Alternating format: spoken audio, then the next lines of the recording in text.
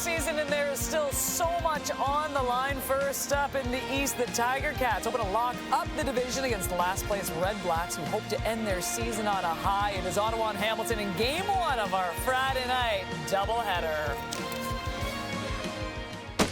Anytime's great for football, but I know when it feels just right. I'm gonna kick back, relax. Watching football on a Friday night. It's Friday! And we're gonna be hard to tame. Eat 'em raw! It's Friday! Coast to coast. The CFL is Canada's game. We're all kicked up to booty! And we ready for a fight. Kick back, relax.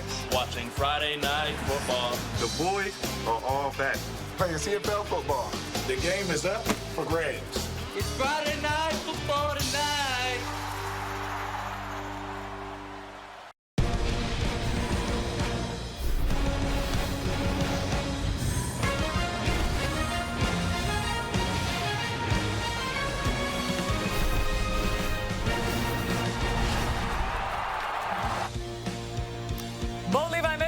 Just 2 TD passes to set a new career high. He leads the CFL with 5,032 passing yards and 34 TD passes. Meanwhile, the Red Blacks still trying to get a good read on Tyree Adams. He was 27 of 44, 286, 3 TDs, 3 INTs, and last week's loss to Montreal. Can you believe it is the final weekend of the regular season? Hi, everyone. Cameron S. alongside Enoch Mwamba, Davis Sanchez, Milt Stegall. It's the biggest show in sports tonight.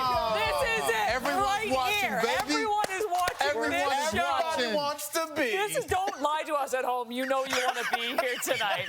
All right, for these Hamilton Tiger Cats, look, I'm going to sell it to you no matter what here. For these Hamilton Tiger Cats, I mean, they win, they take care of business, they lock up the East, but how important is it for them not to get too far behind in this game and make sure they come out absolutely flying? Absolutely. This Ottawa REDBLACKS team is a team that wants to win. They want to find a way to get a W, and they want to prove certain guys that they belong in this league, and this might be their last chance. So they're going to give it everything they got, but these Hamilton Tiger Cats have to come out and leave no doubt that the Ottawa REDBLACKS are indeed not a playoff team. So they cannot take it slow. They got to start fast and finish the game off. Yeah, I'm with you. The first 10 minutes are important for Hamilton. Come out there, try to stomp on them, take away their will, because if Ottawa's will is broken early, they're not going to want to play. Yeah, these Ottawa REDBLACKS, they may want to win, but I've been in this position before. I don't know if you guys do, but I'm here teammates would say, I don't want to get hurt. I don't want to have to stay here in the offseason. So if Hamilton comes out and just stomps on them right away,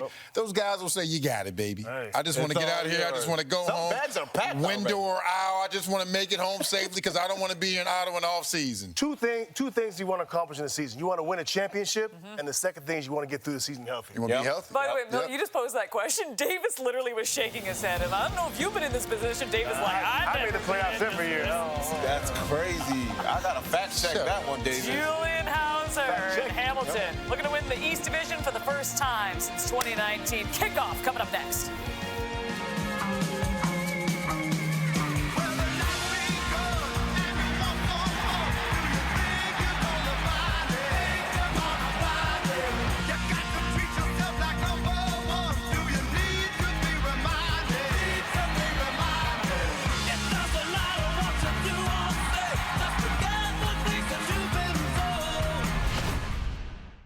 Ladysmith, BC, this is your chance to win big. Thanks to Save on Foods' $1 million touchdown to win. If the kickoff is returned for a touchdown, you could win groceries for a year. If 2 kickoffs are returned for touchdowns in this game, you could also win $1 million. Good luck, Karen. Let's get you to Hamilton. It's Marshall Ferguson and Paul LaPolice.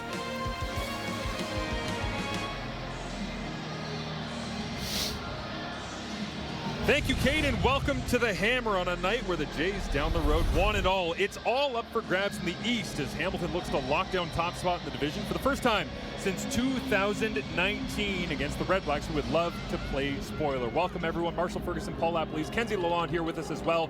In week 21, how we get here, Lapu? How about that? All of a sudden, the season's wrapping up. We're heading towards the playoffs. But tonight, it's all about Bo Levi Mitchell and his 34 passing touchdowns, 3 better than any other quarterback in the CFL at this point, being able to piece together and have another wonderful night to get first in the division. Interesting thing for Bo Levi Mitchell, last place last year as the starting quarterback for this team.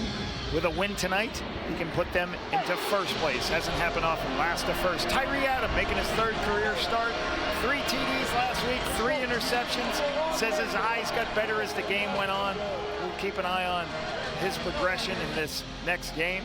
And Bob Dyson trusting his offense to Tyree Adams as Drew Brown off the roster here this week. Was listed as the 3rd stringer, but wasn't going to play regardless last week. Dustin Crum back on the roster. And Scott Milanovich asked him what he loved the most this week about his team going into the playoffs. And he kind of paused and said, I genuinely think, whether it's unrealistic or not, they believe they can beat anybody at any time. It doesn't matter if they're down, home, away, Grey Cup, preseason. They'll try to find a way as we get things started here in week number 21 to wind things down on the 2025 CFL regular season. The return from Isaiah Wooden out to the 43-yard line, and out comes Bo Levi Mitchell. 109 career wins, 7th all-time in CFL history. Well, you just said it. This team believes they can win every game. Late in the game, it's because you're a Hall of Fame quarterback. Bo Levi Mitchell brings that aura to him. You talk to the players, they say in meetings he's always on task. He knows what to do offensively. It looks different when he's out there. He gives us an opportunity each week to win no matter what happens in the course of the game. His confidence is what brings this team together and fired up. Mitchell looks to his left to begin, gets an easy completion out into the flats. It's Greg Bell as he's part of this Hamilton Tiger Cats starting offense. 10-year veteran Brendan Revenberg, the most outstanding offensive lineman for this Ticats team. We had a great talk with him this week. He loves being in this place. Kenny Lawler with 1 TD tonight. He will tie Ticats TD reception record sent by Tony Champion back in 1989.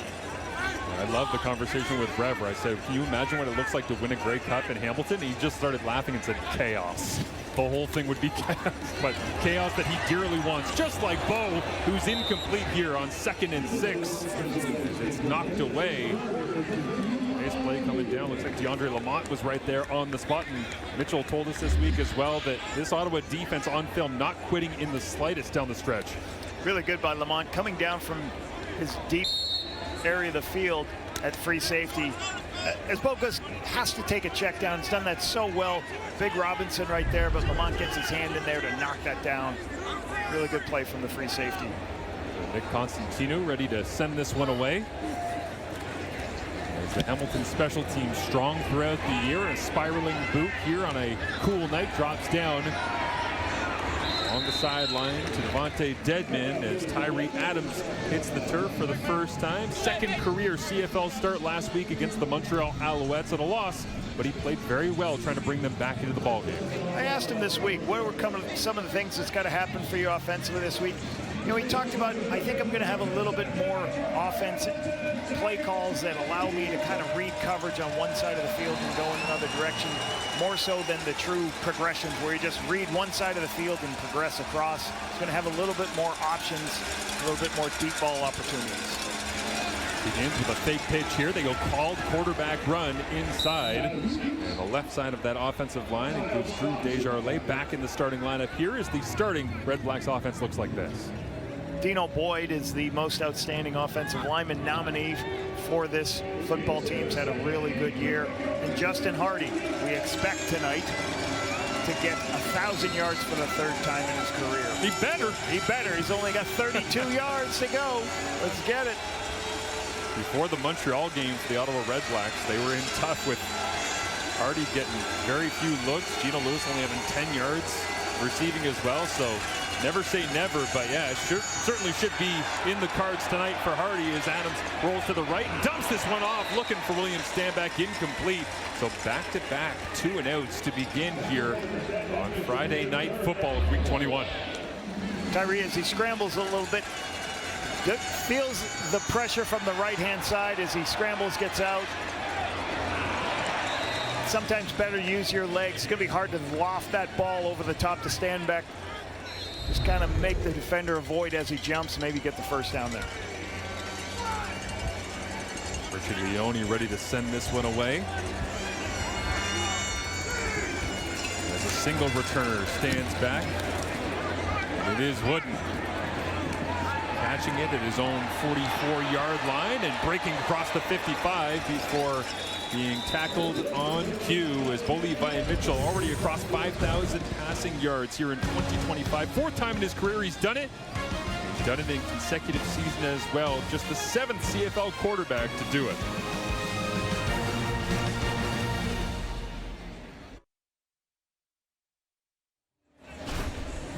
Bo Levi Mitchell has been tremendous in 2025. Arguably could have won the MOP last season. He is the team nominee, coming in here once again in 2025 as the most outstanding player. But already Lapo getting close to that career high when it comes to single season touchdowns. He's got 34 coming in and crossing the 5K mark entering week 21. And the best thing he's done this season is drop the interceptions dramatically and put them in position, win games when they win the turnover margin, on top of the touchdowns. Great starting field position here for Hamilton, who gets the running game going as Greg Bell turns his legs and gets close to the first down marker here. We'll see where they spot it, but Antti Litre in the game as the fullback trying to help him back to his feet after this rush. Good shoulder square by Greg Bell. Good push at the front side. You can see Jordan Murray pushing the defensive line, getting good opportunities for Greg Bell. Really talented season for him. Third in the CFL in yardage. 2nd and 1, and Jacob Legala plunges his way across the first down marker as we look at the Ottawa REDBLACKS starting defense. Again, getting credit from Bo Levi Mitchell this week, giving plenty of effort down the stretch. Cleon Lang returns after missing the last 6 games. The 11-year vet's trying to prove I still got a lot to do in playing this. Most outstanding defensive player for the REDBLACKS, Jovan Santos Knox, one of the reasons we're one of the best in the league against the run, and CJ Colden leads this team. He's 3rd on the team in defensive tackles, which is an amazing stat for a corner. Leads also the team in interceptions with 3. Kenny Lawler waggles down as they hand it off inside. Greg Bell gets another touch. Cleon Lang, you mentioned that starting lineup here, Lapo. He's almost fallen into the spot that Ted Laurent used to be in here in Hamilton of every year you're going, well, he's got to age out, right? Yeah, like they're not going to keep bringing him back, but he just keeps being productive when he's healthy. The problem this year has been he's been replaced through injury, and that's always the danger as a veteran player. And, such an important part of the locker room. I was fortunate to work with him for a year, and just outstanding leader in the room. Players respect him. He works hard every day. Bo gets this one out quick, and he's complete. DeAndre Smith gets his first grab of the ball game before sliding his way down to the turf, and DeAndre gets his 79th catch on his 108th target of the season. Figure out zones. You're going to have an out-breaking route and a second out-breaking route and a vertical. You're going to have 2 outs and a go. And what you do is you see where's the softness in the defense. It's on DeAndre Smith. As the corner lifts, as Cam Lockridge lifts, Bo recognizes immediately, throws the ball outside to Keandre. And the chain. As usual, the chain is always part of Keandre's uniform. Distinguishing factor in his game day fit. As downhill, Brendan Revenberg, again the most outstanding offensive lineman nominee for these Hamilton Tiger Cats, trying to move the left side of that offensive line, and Greg Bell goes for a rush of 5 on first. And really good on the inside. This is just going to be a tight zone play. And you can see really good by Colter Woodmansey creating that opportunity for the run on the inside. You're just moving the launch point, getting an opportunity to bounce it back up inside. 2nd and 5 here for the Hamilton Tiger Cats, trying to lock down first place in the East Division this evening. And Bo, touchdown! Tim White into the end zone. Got nicked as he was throwing, but Bo Levi Mitchell on point as he has his 35th touchdown pass of the season. And for Tim White, he's got half a dozen, 6.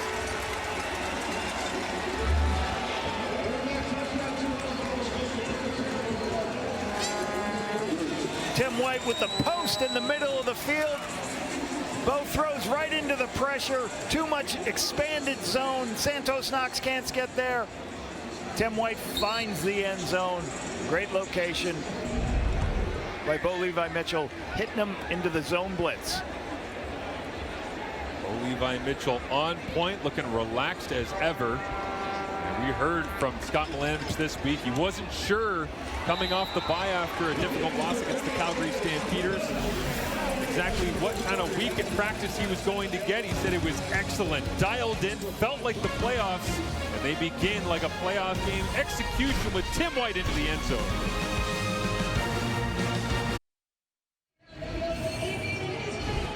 Six-play, 53-yard drive, 3 minutes off the clock. Greg Bell with 3 carries in this, mixing in the run game. Couple of passes on the outside, Keandre Smith. Greg Bell, a little bit more Greg Bell on the inside. And then the throw to Tim White into the blitz for the touchdown. Nice touchdown for Bo in that. You see Tim White there with his 6th touchdown of the season. You know what I love about that Bo Levi Mitchell reaction? He's just like, boom, that's one, thank you, back to the sideline. Like, it was very, very locked in, just like they said practice was this week. Very business-like on that drive after having the tune out to begin things. Now we get a return from Pimpleton going around to the left-hand side and pushed it inbounds by Ronan Horo in the lineup here this week as we get a look at Tyree Adams in his game against the Montreal Alouettes. Said it wasn't up to his standard. He was disappointed in himself, but he knows that he has to be a little bit gentle coming off of a major knee injury, getting back to what he wants to do. Yeah, he missed a couple of throws. A couple times they two-and-outed because he didn't locate the ball very well. But I think later in the game he started to get in rhythm, had a nice corner route for a touchdown. We just saw to Geno Lewis. He put the ball downfield. Couple interception. One interception was a tip ball. So he's just got to clean up the interception, but you got to lead him on touchdown drives. That's what they're struggling with, the long balls. Completing passes as well as this one is complete to Braylon Addison. And first time playing here at Hamilton Stadium since 2022. It said on social media earlier this week that he finally felt like himself again this season after the Achilles tear. And Tiger Cats fans, despite the fact he's in red and black here today, definitely have a soft spot for Braylon Addison. Yeah, Braylon, just on an underneath route, you take these smaller receivers, you want those guys to get the ball in space. Let some other people go the deeper routes, put him underneath to make people miss. Nice read by Tyree Adams. Tremendous season for the Hamilton Tiger Cats when he was healthy and at his best. Is this one picked off? And it comes back the other way. A big hit dropped by Addison.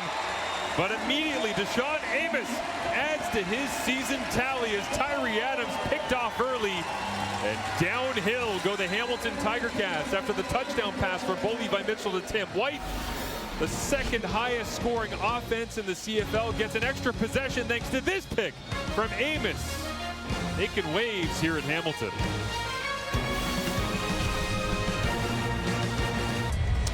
How does the defense create takeaways? It's pressure. Watch this, Reggie Stubblefield, he's covering the tight end. But as the tight end blocks, Reggie blitzes off the edge. This is tried what you call contain. As Tyree pulls it and goes, he feels this pressure, so he just tries to throw it late, blind, or he tries to throw it early, and you just can't do that. He's got to either avoid or throw the ball away. The pressure from Reggie Stubblefield puts the ball in Deshaun Amos's hands. Take an inside run here and then flip the end around to Tim White. Why not? He's already got the wheels turning with the touchdown, and now they'll pick up a first down flying down that right sideline. A little flip from Bo Levi and Mitchell. You got to feel for Tyree Adams on that interception. Despite the interception, losing his footing and all the rest leads to this from Tim White. Here's this little reverse. Marshall, these things come out after bye weeks. Why? You have a lot more time as a coach. As an offensive coordinator, Scott Milanovich has time. He's sitting around. He's got some time. Hey, let's put a reverse in. Remember that reverse we ran week 3?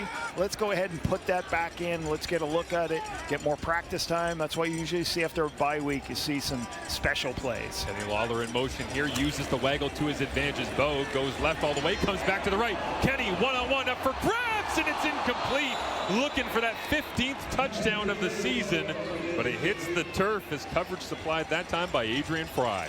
This is all about the trust that Bo has with Kenny Lawler. You hear him talk about it all the time he's here. If you watch this play as we roll it right away, Bo Levi Mitchell's looking to his left. He's trying to figure out where I'm throwing the football. He knows Kenny's on a post in the middle of the field. So at the end of the play, he just goes, you know what? I'm just going to throw it up to Kenny. He's going to make the play. give him an opportunity when he didn't like what he saw to the left of the field, and that's a good philosophy to have. He had a chance at it too, but when Bo's looking left and Kenny's using the waggle to the right, do you really believe Bo's looking to the left for a purpose? That's the question maybe facing playoff defenses moving forward, as now he rips this one to Shamar Bridges, underused this year because of Lawler's explosion, but inside the 15-yard line goes Bridges with his 33rd catch of the season. This is what's made this Ticats offense very difficult this season, because as Bo's trying to climb the football and run, he finds his next check down, something he wasn't doing last year in this system. He's really finding it as he's climbing the pocket. Instead of running, he's finding that check down, and all of a sudden, when everybody's lifted in zone for the deeper routes, it turns into a huge explosive play on a 5-yard throw. Tim White checking in to make sure he has the call correct here as Davion Taylor, a late substitution for the Red Blacks defense. It's 1st and 10 after the Bridges catch. Out of his hands quickly. It is Greg Bell. Gets pushed out of bounds. It's C.J. Colden right there in coverage. Again, you mentioned it, Lapo. He's in on so many plays for them. And present always when the running back comes out of the backfield into the boundary. Does a good job on these low underneath throws. Hamilton will throw the ball. Bo get out of his hands real quickly. She called a 3-step drop where the ball's out immediately. Doesn't allow the pass rush of the Red Blacks to get there. First head-to-head for Bo Levi Mitchell against Tyree Adams, operating at the line of scrimmage midway through this first quarter with a 7-0 advantage. Blitz is on for the Red Blacks, and Mitchell almost throws an interception. Likely should have been if Colden didn't lose his feet that time. See the chess match at the line of scrimmage. Bo Levi hand signaling to his receivers as he recognizes the coverage from the Red Blacks. Red Blacks show a pressure like they're bringing everybody out. Then they drop out into zone. Just kind of puts Bo off this throw a little bit. Not on the same page with Kenny Lawler what's going to be from a route. You can see Kenny there confused what's happening. A little bit of miscommunication that time. We've rarely seen that between Mitchell and Lawler in this tremendous season that they've had. As Mark Leggio, speaking of tremendous seasons, great year for him. Very special as Bo Levi Mitchell helps get another 3 points on the board, and certainly something to prove for Bo here at the end of the 2025 regular season. With more, here's Kenzie Lalonde. Yeah, Marshall, when I had a chance to ask Bo Levi Mitchell this week, what would it mean to you to secure first place in the East? He said it would mean everything. It would mean bringing that winning touch to a new city and delivering on the promises made to those like Steinauer and also Scott Milanovic. But also he's excited to help form a winning pathway here within this team to set this group up for long-term success. Revenberg just speaking so highly of him, bringing that quarterback championship caliber to the position. Of course, the charisma he has to execute. Tyree Adams takes the snap and hands it off. William Stanback going nowhere as we see Bo Levi Mitchell in the starting defense of the Hamilton Tiger Cats. This group will support him headed into the playoffs. Julian Hauser, the nominee for most outstanding defensive player, has a great year with 11 sacks. Reggie Stubblefield played great down the stretch. Look from, you better handle him in your protection scheme and know where he is. And Stavros Katsantonis leads the team in defensive tackles, leads the team in interceptions, having a great year at the free safety spot. By the way, you officially know that it's CFL playoff time when there's an oversized turtleneck like Kenzie Lalonde down on the field. Immediately, this one hitting the turf, incomplete. Isn't that right, Lapo? You see the that turtleneck, Kenzie, that screams it's playoff time. It's time to get going here. Get the running game going, get some defense. We're warming the booth. Kenzie's working hard down there. As always. You know, another short 2 and out for the Red Blacks. You know, unfortunately, they've got to find a way to score points in the first quarter. The fewest points in the Canadian Football League in the first quarter, always playing from behind. The moonshot this time dropped down by Richie Leone and caught on the run by Wooden is a big special teams tackle. And Lucas Cormier back in the lineup makes his impact felt on special teams as the Hamilton faithful here in attendance here for the final week of the regular season, but very much looking forward to a playoff duel down the road. As we see the spear here at the end of the play, Isaiah Wooden going helmet to helmet there with Lucas Cormier as the offensive line for the Hamilton Tiger Cats looking to get things cooking here tonight. And our Luke Wilson is on the sidelines. Luke? Yeah, Marshall, this is kind of one of the unsung heroes of this team. Obviously, we want to talk about Bo Levi Mitchell, Kenny Lawler, and rightfully so. But I love their offensive line, and early in one of those drives, I thought the left side, specifically Revenberg and Murray, were doing a great job here. You watch this. Revenberg's going to step down, then climb, and then you got your fullback coming across here, and he's going to absolutely kick out the end. And if we go eyes back, you can see the left guard, left tackle really working up the field, springing a hole for Bell. And then later on that drive, similar. Look at this combination here from Revenberg and Murray. You got to love this if you like big boy ball. Revenberg, 1, 2, 3, boom, snap them on, climb up looking for work. In this league, you can run the ball successfully on first down, really, and you got Kenny Lawler and Bo Levi Mitchell coming in on second and short. World's your oyster.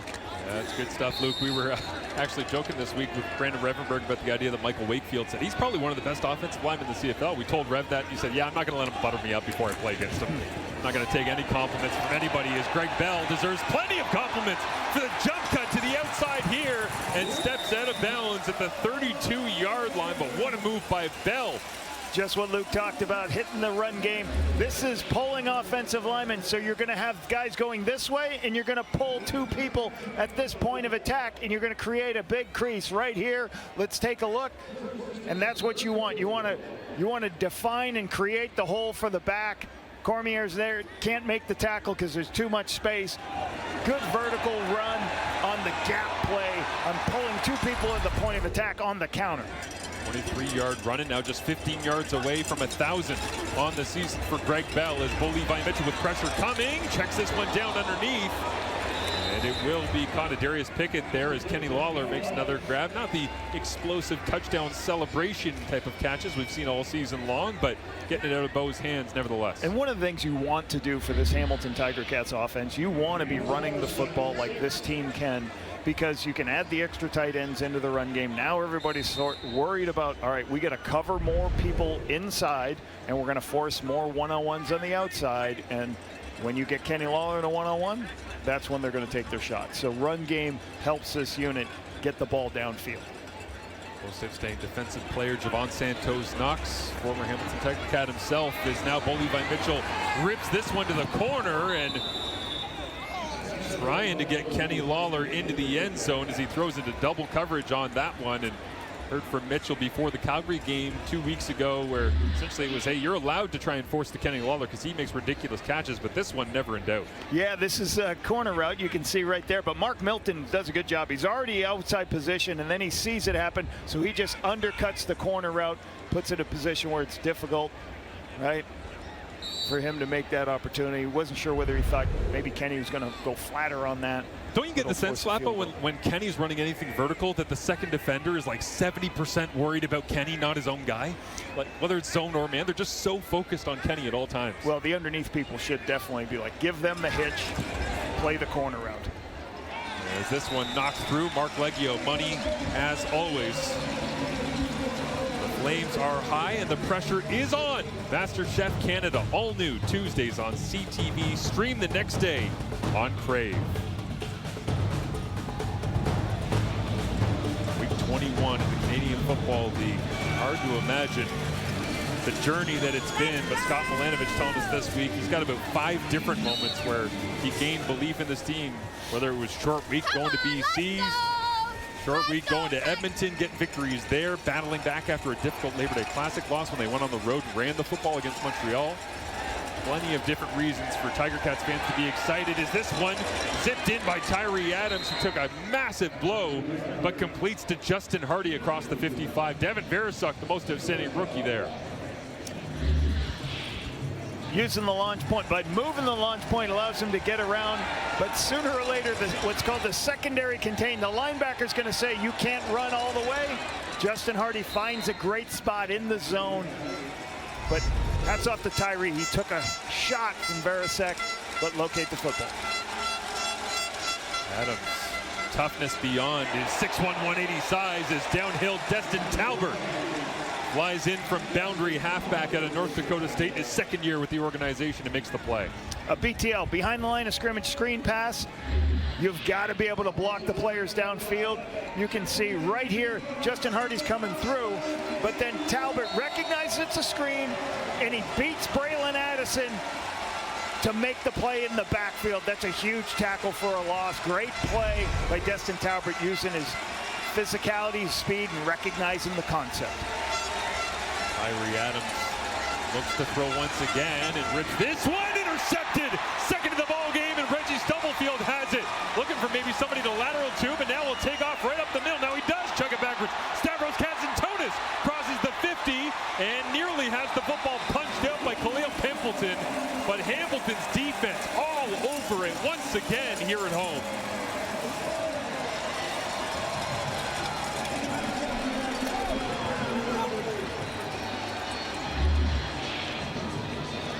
There's going to be a curl route right here, and then there's going to be movement to the outside, and it's going to look like it's an open play as the movement shows up. But then great recognition by Stubblefield saying, nope, I'm going to fool you that I'm going out, but I'm going to fall back in as that curl's thrown. Too much time, too late on the throw. Stubblefield, a really instinctual play, showing that I've expanded, but I'm playing the inside route.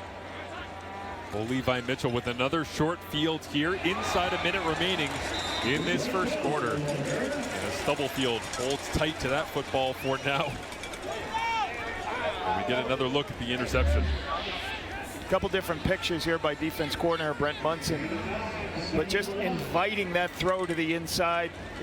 Tyree thinks that he's going to be expanding all the way outside, and then Stubblefield fools him and breaks back. Nice play. Then we go back to our CFL rugby roots and a little bit of lateral at the end. Pitch it down the line. Why not? As Jake Dolegala punches this one forward and picks up the first down. Stubblefield with the only quarterback sack for the Tiger Cats defense against the Calgary Stampeders a few weeks ago, and then ends up getting the second interception of the ball game already in this first quarter. You can see after the bye week, the Hamilton Tiger Cats look fresh, ready to go. They got 70 yards rushing already in this game, 71 yards rushing against the second best run defense in the Canadian Football League. Right, so they're keeping the Red Blacks off balance by mixing it up.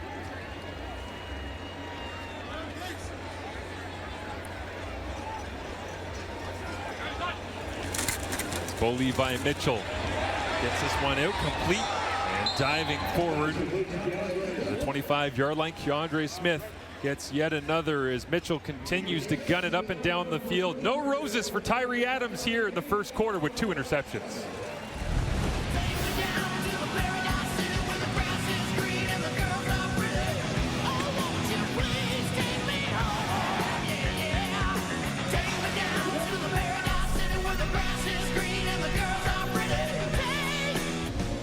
Numbers after 1 quarter of play here in Hamilton, the final week of the regular season, and yet again, Lapo, the Ottawa REDBLACKS with a donut sitting there on the scoreboard after 1. It's been such a struggle, regardless of quarterback this season, for them to get points on the board early on. Yeah, early on. So this is the 16th game out of 18 games where they have 3 or less points. They have 0 points, 0 points last week. They've got to find a way to create things faster. Obviously, Tyree Adams' 2 interceptions aren't helping. But for the Hamilton Tiger Cats, 5 carries for Greg Bell, 50 yards rushing. Really good start for them running the football. The bye week was good for their run game. Here's what we're looking at with the playoff picture currently is Hamilton and Montreal tied as it stands right now. If Hamilton gets the victory, they are the East Division champions. They get the bye week. That's why they've been treating this like a playoff game, because Scott Milanovich said it essentially is. We get an opportunity to move to the next level. If we win this game, we do not want to leave that up to Montreal to lose against Winnipeg coming up tomorrow. Is this one complete? Shamar Bridges catches it at the 20 and tackles at about the 11-yard line. Milanovich's belief is do not allow anybody to try and give you help, because there's no guarantee it's ever coming. Take care of your own business. Bo recognizes the blitz coming out, gets into the underneath. Shamar Bridges, when teams blitz and bring everybody, there's nobody at the inside to work to, out to the outside breaking route. So the route breaks back inside. Nice, easy gain. Bo recognizing the blitz. You talked about Scott. Scott talked about, hey, we're a good team when we protect the football and take the football away. 2 weeks ago, they lost the turnover margin, -3, already +2 in this game so far.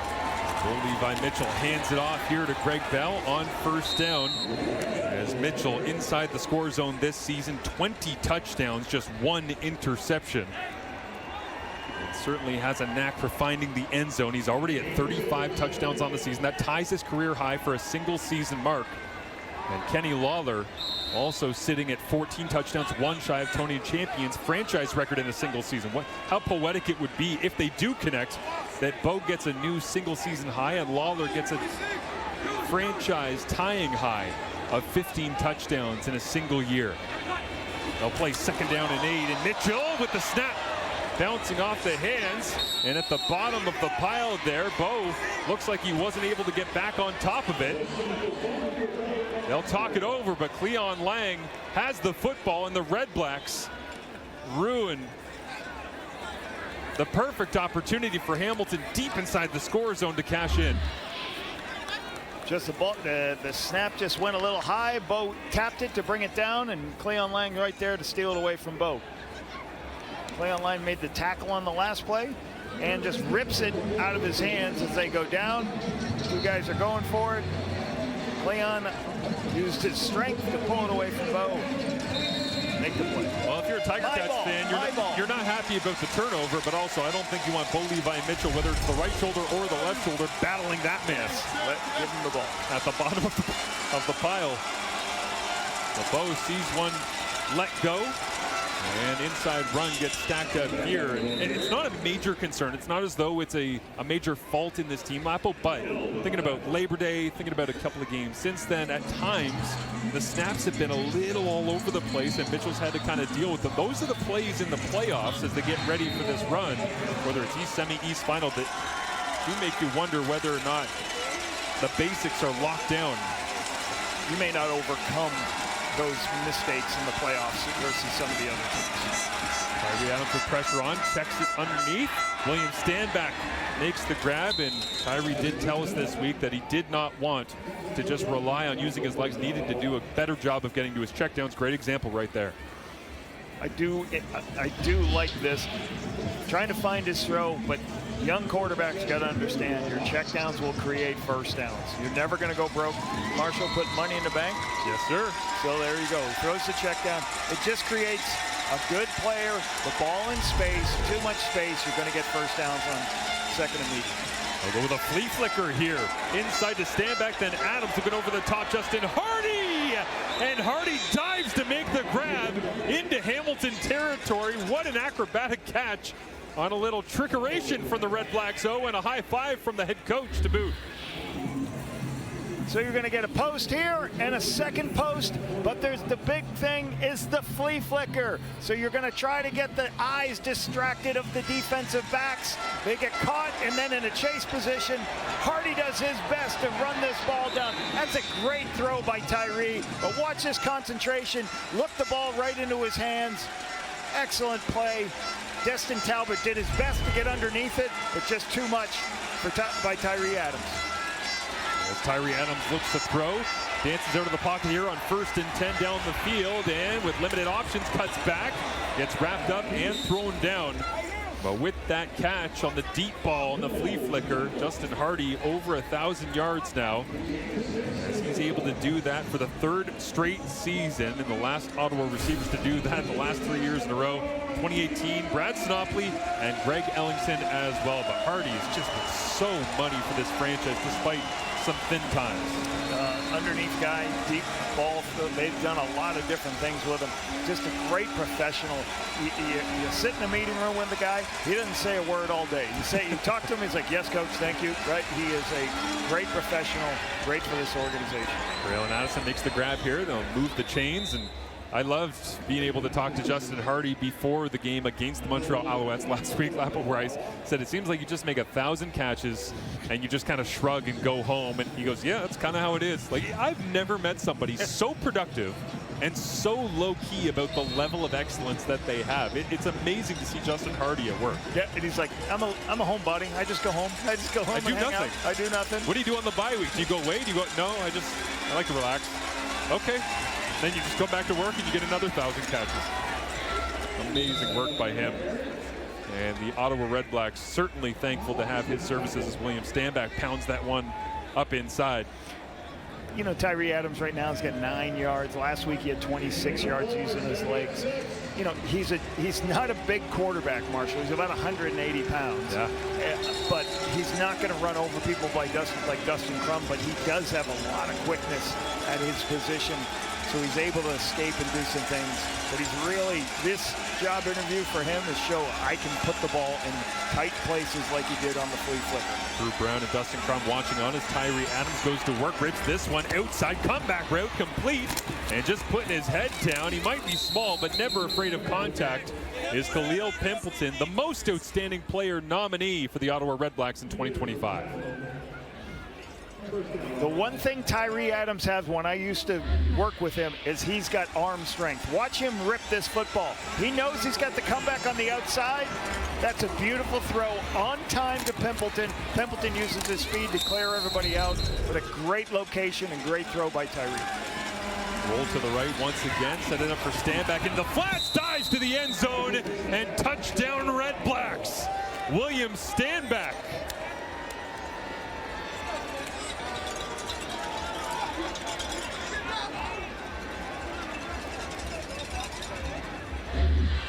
Very similar play to the play Destin Talbot made a big stop on. Get the ball on a behind the line of scrimmage play. Let your receivers block. Get it to William Stanback and let him turn his shoulders up and get in the end zone. Great location by Tyree, and William Stanback does the rest.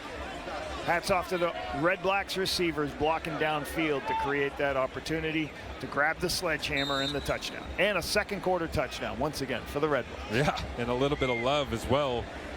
Justin Hardy crossing the 1,000-yard mark on that drive. Some creative play calling coming in as well from Tommy Condell, their offensive coordinator. Into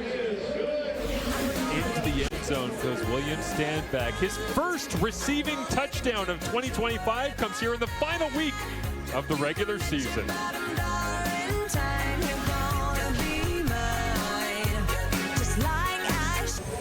13-7. Hamilton over Ottawa. We've got a fumble by Bo Levi Mitchell in field goal range that led to an 8-play, 96-yard drive. The flea flicker to the great throw to Hardy.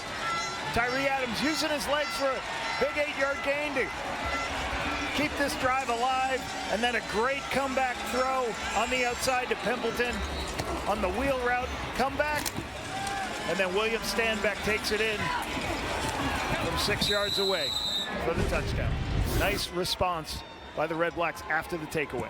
A team that hasn't done a great job of scoring points off of turnovers this year. That just their 65th point off the turnovers as Cleon Lang creates it. And Tyree Adams and the offense takes advantage and does a great job of cashing in here to close down the gap on Hamilton. How about his offensive lineman tackling him last week? He's 40 years old. And then don't tackle. Turning around and screaming at his offensive lineman, and then claiming later, "No, we were just joking about it. We had a good conversation." Not a joke. I'm pretty sure he was angry. But yeah. They'll work it out. They'll figure it out. Just glad he's not a Jet, I'm sure, at this point for A-Rod. No, that pass complete. Lucas Cormier there making the tackle. Canadian on Canadian. Keandre Smith on the receiving end, but a gain of maybe half a yard on the play. Couple tight ends into the game. Show a run look and then quick play action pass. But good tackle by Cormier on the perimeter. Great talking to a couple of defenders of the REDBLACKS throughout this season, and they just kept referencing over and over again, hey, Cormier is a player. Like, Cormier is a real good guy in this locker room. He makes a ton of plays on film that other players that are sitting in that same room have appreciation for, as he makes that one on first down. Now 2nd and 9. And a check down underneath. Catch and run, trying to make a tackler miss, and he does, but Smith slides down. Running east-west after one missed tackle, and they'll be short of the sticks by, it looks like, a full yard. Keandre's on the check down underneath because he's in protection. Right there, he's got to get north-south if he can.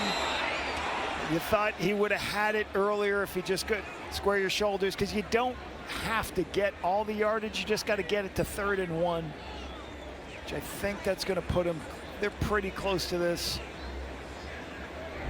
position to take a chance at it. Got to get to the 44 in their own end of the field. It's just a little bit more than a full yard as Jake Dolegala checks into the game. Substitution confusion for the Red Blacks. And the snap comes up, so do flags. And it looks as though it will be 13 men against Ottawa's defense. Ottawa's trying to get their last extra player off, but right as the ball was snapped, he was still on the field. And too many players. Ottawa. 10-yard penalty. Makes it a first down. And it doesn't matter. You're not part of the play, but if you're still on the field, they're going to call it.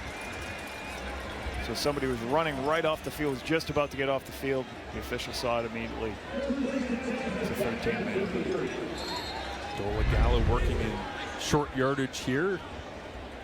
Headed into the playoffs for the Hamilton Tiger Cats. Taylor Powell, the backup quarterback. Bo Levi Mitchell, now 35 passing touchdowns on the season after throwing one to Tim White early on in this ball game. Looks for the wide side this time, and Kenny Lawler comes back and gets it in front of Lockridge, complete. The trust that Bo Levi has in Kenny Lawler, as you see, this is it's not a one-on-one matchup. As they starting to run and go here, there's still a safety over the top to help. But he says, I'm just going to throw it all the way outside, put myself in a position where Cam Lockridge can't make the play, even though there's two people over you got Cam Lockridge and the field halfback over the top, Mark Milton, trusting the throw on the outside.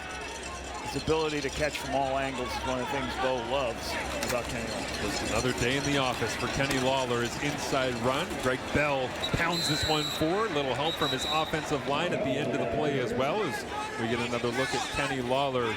He has been exceptional this season. So many memorable moments, whether it be on the road in Toronto with the big multi-touchdown game, being able to score despite being extremely sick here in the Labor Day Classic at the end of the game. Obviously, that one didn't go Hamilton's way, but another massive impact, memorable moment for him. It just goes on, and the question becomes, will he have a memorable CFL playoff run? Maybe a Grey Cup moment that goes down in history after a major season. That's the hope, certainly, for black and gold fans here as they face 2nd and 5. Mitchell with flags flying on the snap, looks over the middle, and that one bobbled and pops out of the hands of Keandre Smith, incomplete. And a bit of a clunky snap process at the line of scrimmage as well. Looks like it'll go against Hamilton and be declined. Offside, Ottawa number 89. Penalty's fine. Makes it 3rd down. And it is Lawler, Hamilton 89. Yep. Lawler, Hamilton.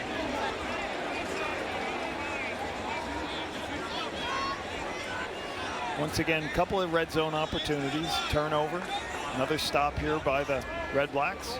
A little bit similar to the game that we did in Ottawa with Montreal last week. Remember, short fields for Montreal, and they couldn't cash in, had to keep settling for field goals as Mark Leggio already his 3rd attempt of the evening here. So Ottawa just kind of hanging around the last couple of weeks, trying to play the spoiler with their 4-13 record.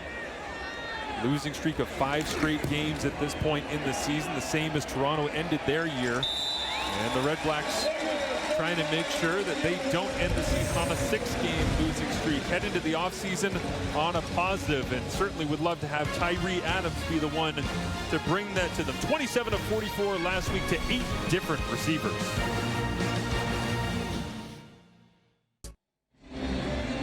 Long journey for Tyree Adams to be here with the Ottawa REDBLACKS, and you never know where support will come from. With more, here's our Kenzie Lalonde. Yes, and taking over starting duties, Tyree Adams has heard from a lot of friends and family, but maybe no one more important than his grade 9 high school teacher, Brenda Hankin, who taught him at Hollins High School in St. Petersburg, Florida. Now, Adams went to speak to her class before she retired, and she even came to Ottawa to watch a REDBLACKS game, even though he wasn't playing. Miss Hankin really represents those relationships that matter most to Adams, the ones built on genuine care. Yeah, we all need a little bit of support like that in our lives. I love those pictures too. Tremendous. Also, how did Marco Dubois get into the picture there? Well, I love they staged a lot of pictures in front of certain areas, and I don't know, my ninth grade teacher might punch me if he ever saw me again. He's like, oh, that guy? Get that guy out of here. It's tremendous, yeah. And Tyree also telling us that he kind of brought back the feeling like he had when he was in college as well, of getting texts from loved ones and friends last week, getting his first start, and people saying, hey, I'm going to be watching. I'm so excited for you. I can't wait to see what you got going on. And yeah, he certainly played with that kind of inspiration and wants to end the season on a high note here. Is on second down. This one is incomplete and thrown in behind the intended receiver. Braxton Hill, the linebacker, there to knock it away. Just a little bit off on this throw. He's got an opening. As he tries to see it, throws upside, just throws it about a little bit far in outside so Hill can come in and make the play. Hardy was open for a big gain if he put a little bit more on it. Nice play by Hill, coming in and knocking it down.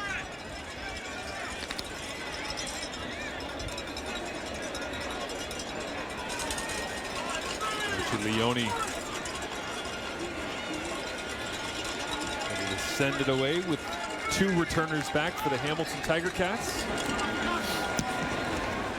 And a high wobbling boot will drop down short the 35-yard line and kick out of bounds as Kenny Lawler, coming off his 4th game of 100+ yards receiving this season. He had 113 yards, 1 touchdown on 8 catches against the Calgary Stampeders, tying his season high with 13 targets as well.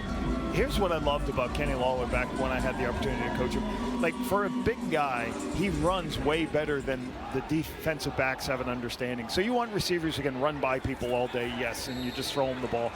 But you also have to have guys when a DB's running with him, this guy will out-jump people for the ball, but he also, you can place it anywhere around the framework of his body, he's going to come down with it. A couple of catches for 24 yards so far in this ballgame. Is this one up for grabs and incomplete? As Cam Lockridge there in coverage on Shamar Bridges, and it hits the turf. Okay. As we have hit the 3-minute warning here in Hamilton. Bridges with an opportunity, can't bring it down. Hamilton up 16-7. Everyone, I know you're expecting Kate Burness, but instead you get me, the pride and joy of Hamilton, Kia Nurse. I love it. You've been working on your tan, huh, Kate? Upgrade. I'm right here.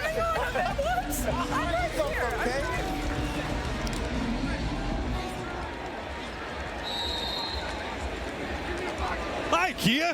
Kia. It's good to see you, Nice. Kia. This is what happens Joining when we have the panel. every sport on the planet being played in the same building here this evening. Kia's in the house, and so is Keandre Smith. Another pride of Hamilton. Across the 55 he goes. First down for the Tiger Cats.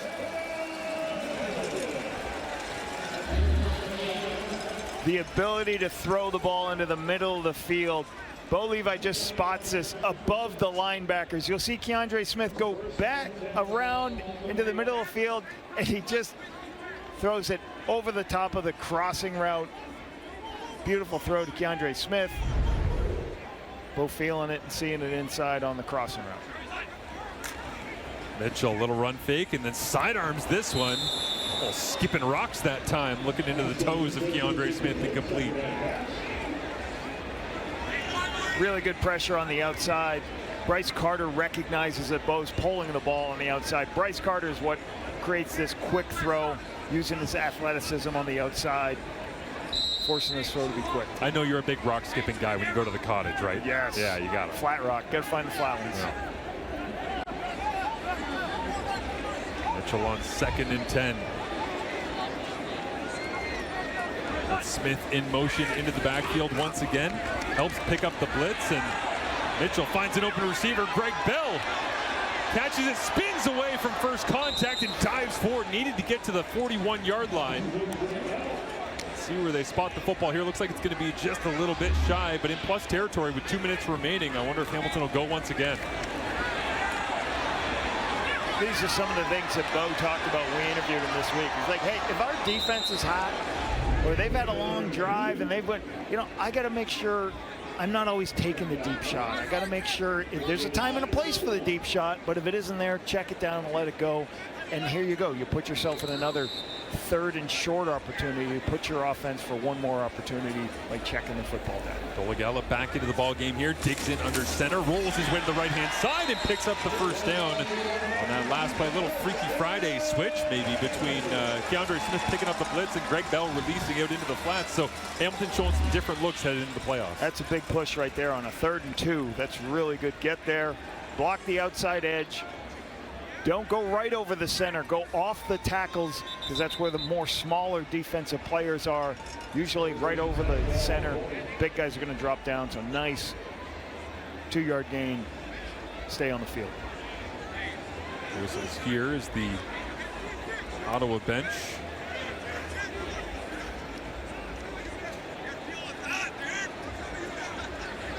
A player injured over on the Ottawa sideline. Communication, so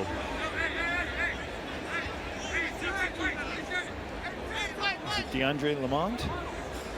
Yep. And so Lamont is down on that Ottawa sideline, and obviously in some discomfort as Bob Dice goes over to check in with his starting free safety. Justin Howell listed as the backup here this evening. And here Cumberbatch, the rookie 5th-round pick from the University of Ottawa, as well on the roster at free safety. But Lamont obviously got in to the mess of short yardage here on the Dolegala sneak. And good to see him up onto his feet and headed to the bench.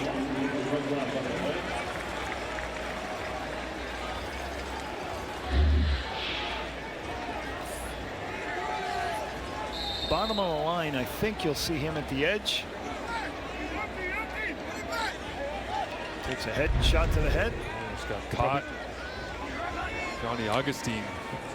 As this time quick screen, one hands by Kenny Lawler is kind of an awkward angle. Ball pops out at the end of the play as well, but they'll say he's down. It's one of those plays that doesn't seem like much, but trying to make a catch like that in traffic when you're going the wrong direction, not easy, and Lawler makes it look just that. Screen on the outside, and you try to do these screens to make the defensive lineman run.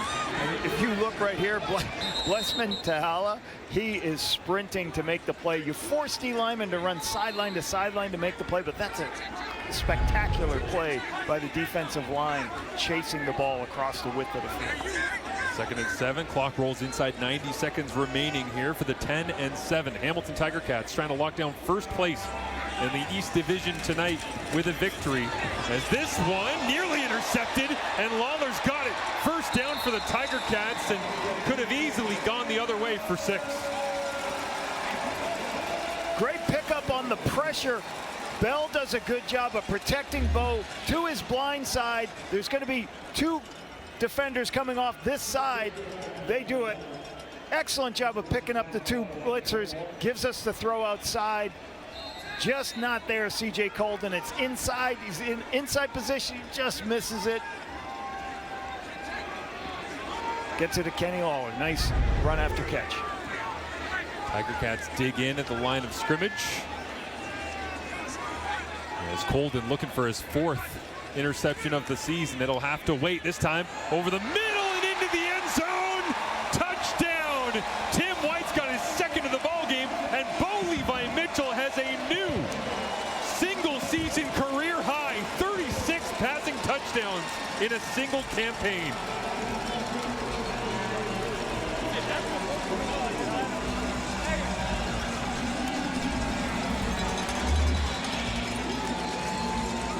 Bo Levi Mitchell recognizing people going to the left, so I'm going to throw the ball to the right.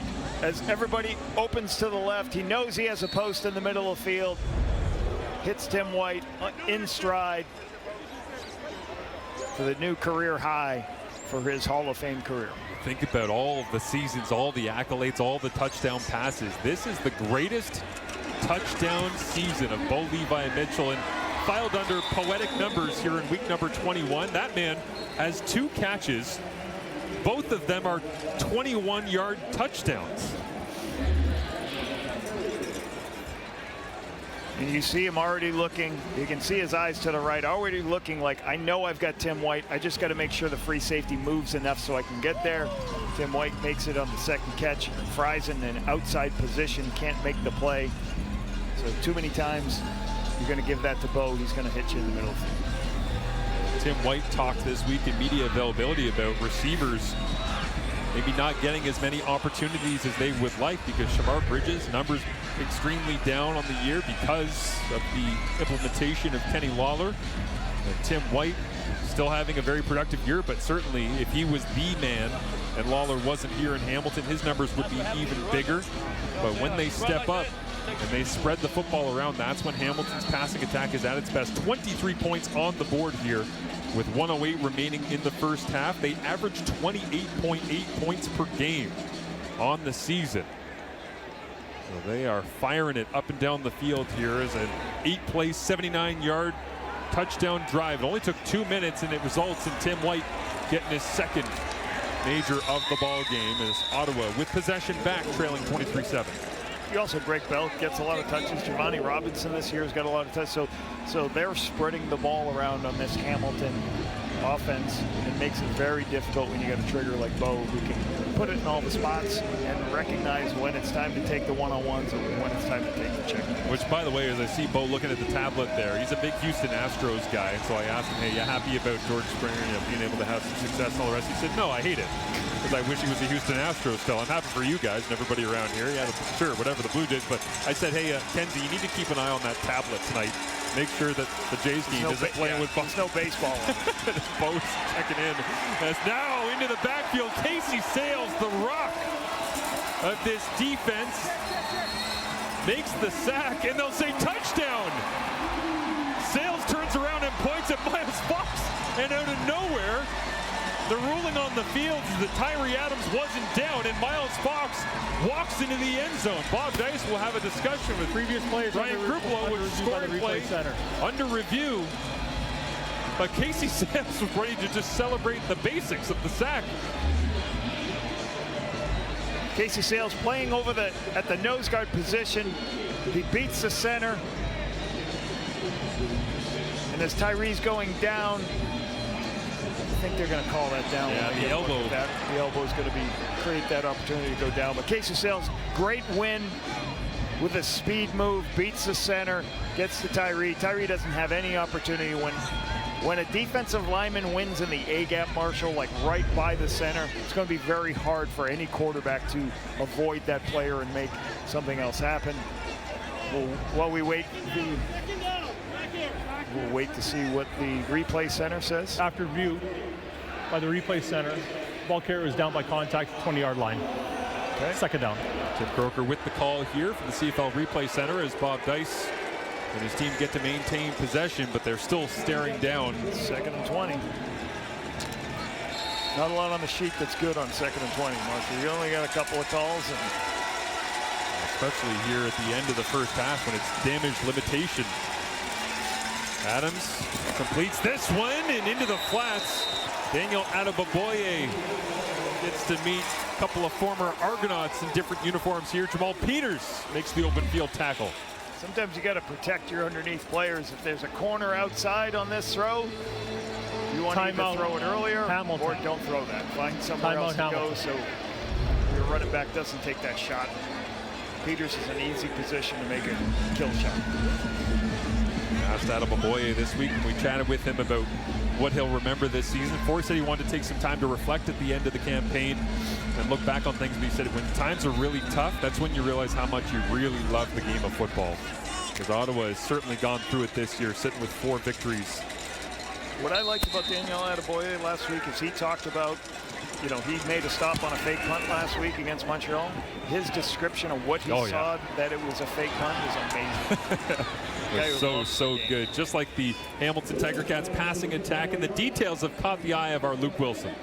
Yeah, you know, when you look at great offenses, obviously you think about talent, but talent alone doesn't get it done. And if you watch some of the minute details that these veteran guys that the Ticats operate with, this is why they're about to clinch the 1 seed. See Kenny Lawler start wide. See how he straightens him up here? He's just saving space to the sideline. It's a perfect throw, slide and catch, big play. Now watch Bo Levi. Eyes are left. he's looking at that free safety. As soon as he goes a little left, he knows he's got Tim White back on the right side to rip that seam in there. So again, when you have the details and the talent, that's when you're about to go on and clinch the 1 seed here in a couple quarters. Yeah, they're dialed in tonight, Luke. I think everybody can see that, especially just the scoreboard, but the way they're executing as we see Keandre Smith once again. And Luke, they leak him out the back door that time, just trying to find different ways to get these receivers open, aren't they? They definitely are, and I'll say it, I think a lot of it starts with Kenny Lawler, obviously. But when you're so focused, you have such a talented individual like Kenny, and then you have the supporting cast, which is still great. It is such a tough offense to stop when they get rolling. You want to layer routes in zone coverage, and that's what they did. They had multiple players to the boundary side of the field, and that's what you try to do. Put different guys at different levels and get them open. Mitchell complete underneath. As this one goes to Keandre Smith. Kenny Lawler lost his edge that time on his own. And those are the details. You know, I was a guest coach with Scott 10 years ago when he was the head coach of Toronto Argonauts, and be able to sit in the back of the room and listen to him talk about the details. They are a very detail-oriented group. They have a good understanding how to throw the football and how to space the football field. People really don't understand like spacing. You know, there's what called splits, where you line up on the field. Well, you say you're in a 3. What is that? 3 yards from the tackle. You're in a 5 yards from the tackle. Just inside the hash, just outside that. All those details matter because that's how the receiver gets into the line of vision of the quarterback's eyes. It was interesting, actually, talking a couple weeks ago as Mark Leggio lines up this field goal with the Toronto Argonauts MOP nominee Nick Arbuckle, who said, I don't understand why we in the CFL don't use the full width of the field, just stack all the receivers out by the sidelines. Just make everybody cover the absolute widest part of the field and declare what they're doing. But in the first half, Bo Levi Mitchell playing at a high level. And on the other side, it's the Hamilton defense with a couple of first quarter interceptions as Tyree Adams struggling early on, getting picked by Deshaun Amos. And the former Argonaut making his back here in the final week of the regular season before Reggie Stubblefield jumped this one as well. And Hamilton at their absolute best when they are creating turnovers and finding a way to score off of them as we go down to our Kenzie Lalonde, who's alongside Deshaun Amos. Well, look, Scott Milanovich said this week, if you win the turnover margin, good things will happen. 2 huge interceptions, one from yourself, from Reggie Stubblefield. How have you guys been able to execute on defense so far? We've been trying to do this all week, right? We had a great week of practice this week, and we emphasized getting the ball. We see that our offense puts up points. I think we're the best in the league at putting up points after turnovers, so when we can get the ball back to them, good things happen. Well, when you're able to control your own fate, you win and you secure first place. How would you describe this team's mindset throughout this game? Playoffs, playoff atmosphere. This mindset is this is a playoff game, right? We're not waiting until next week or the week after. This is a playoff game. It's a must win. We need this to set ourselves up in the best position to move forward in the playoffs. Best of luck the rest of the way. Thank you. Kate, over to you. All right, Kenzie, we got 26-7 currently for the Hamilton Tiger Cats. Back alongside Enoch Mwamba, Davis Sanchez, Milt Stiegel. No need to turn the channel. This is as much entertainment as you currently need. This is it, baby. This is it. This right is here. it. We are bringing our A game like no A game before. Where you want to be. Right here, Davis. I want to be right here talking no about better these place. This is it. You know what? Let me talk about these Hamilton Tiger Cats because before this game, and I apologize, Kia had to go back to work on the Raptors. I'm pretty sure she's doing every broadcast on this station at the moment. When it comes to the Hamilton Tiger Cats, you said right before this game, actually all of us said, Hamilton's got to set the tone in this game. They got to come out here. They can't lay back at all. They got to take care of business. We got the East up for grabs this evening, and that's exactly what they did. Yeah, absolutely. And when you come into a game like this, it was inevitable that they should have won this game, but they came out and they played how you were supposed to. And a lot of times in football, that's what you think that what's going to happen is going to happen, but that's not exactly what happens. They came out here and they dominated right off the bat. The first drive of the game for Bo Levi Mitchell and that offense, and they executed tremendously. They had a run game going. They passed tremendously as well, and they got to the touchdown as well. So this is what they had to do, and they got to continue to do this all night long, not give them an opportunity to even think for the Ottawa REDBLACKS that they belong on the same field as them. I mean, at the end of the day, the Ottawa REDBLACKS are almost home. They know that. They packed their stuff. They're ready to go home, and right now, the Bo Levi Mitchell and this team has given them, letting them believe that this is not the game they want to be a part of. When you guys started playing football when you were young or whatever sport you were playing, what was the most important thing you wanted to do is what? Have some fun, right? Yeah. These Tiger Cats are having fun right now. And I don't know if Scott Milanovich came into this game telling these guys, just relax. enjoy yourself. We're the better team. Let's be honest, we're the better team. If we do what we need to do, we'll go out there and we win, but also have some fun. And that seems to be the case now for these Tiger Cats. You can just see how relaxed they are. You see Stubblefield on this interception, looking to pitch it, have some fun, because they know they are the better team. They know they're a couple of quarters away from being the East champions. Pitch that too.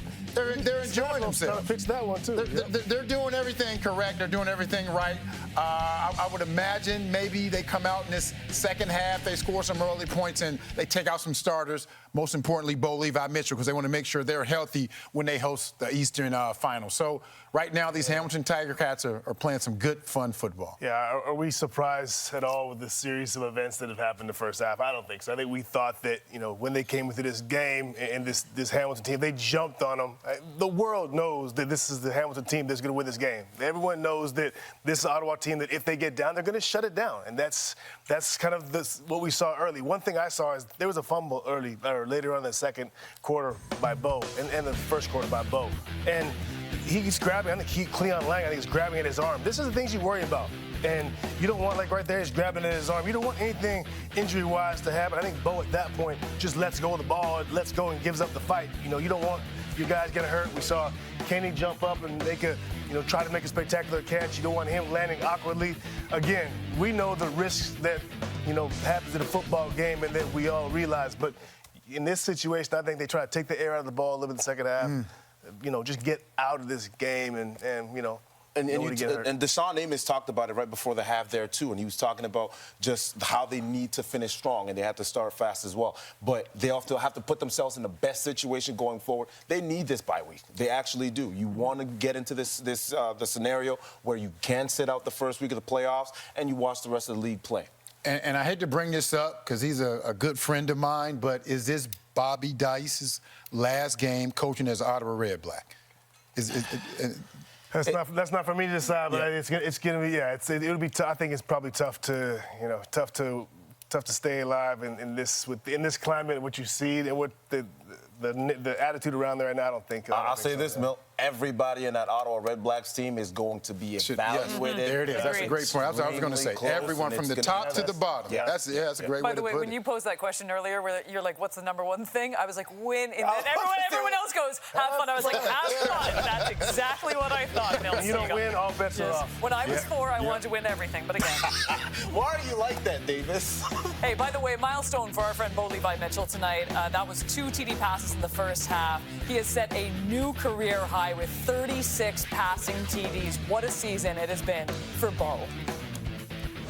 I've been shaking. I love it when you go crazy. You take all my inhibitions. Baby, there's nothing holding me back. You take me places that tear up my reputation. Manipulate my decisions. Baby, there's nothing holding me back.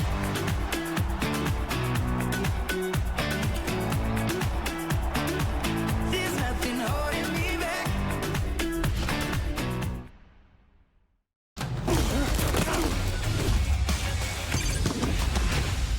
It's been nearly 30 years since the CFL introduced its crossover rule, the process by which a fourth-place team in one division can cross over at playoff time to claim the third and final spot in the other. And it's something that's happened pretty regularly, with this being the 13th time in 29 seasons that it's been required. Anytime you can talk about a crossover in your locker room and have that playoff chance, it just adds that animosity. Like most weather patterns across this country, the crossover only blows in one direction, west to east. And this year is no exception, with the Winnipeg Blue Bombers likely on the move to the east for the postseason, just an outside shot of it being the BC Lions. Now, the exclusivity of the movement from west to east can be partially explained by the West having 5 teams and the East just 4. However, for 13 of the 28 previous seasons the crossover has existed, the divisions were balanced with 4 teams each. And despite Western teams having been better in head-to-head competition for 21 of those 28 seasons, no Western team has ever managed to win 2 road playoff games in the East and get to a Grey Cup. 5 times Western teams have marched into town and stolen a win in the Eastern semifinal, but getting to a Grey Cup through the crossover route has remained elusive, with Western teams owning an 0-5 record in the Eastern final. all of which will set up a lot of intrigue if, as expected, it's the Winnipeg Blue Bombers crossing over into the East, seeking to tie a CFL record by appearing in their 6th consecutive Grey Cup game, as well as their first one played at home. If you have the ability to choose your path to get to the Grey Cup, if they can cross over, it absolutely will be the easier path to the Grey Cup. 2 significant achievements likely only possible by traveling a road that no CFL team has gone before.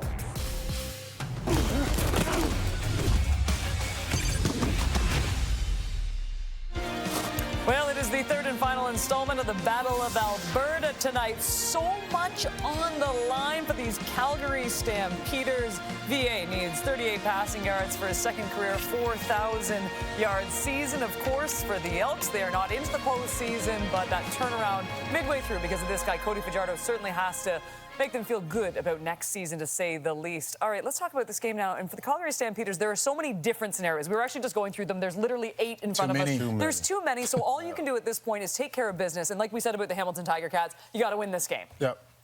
And it's not going to be as easy as it's been for the Hamilton Tiger Cats. Let's be honest.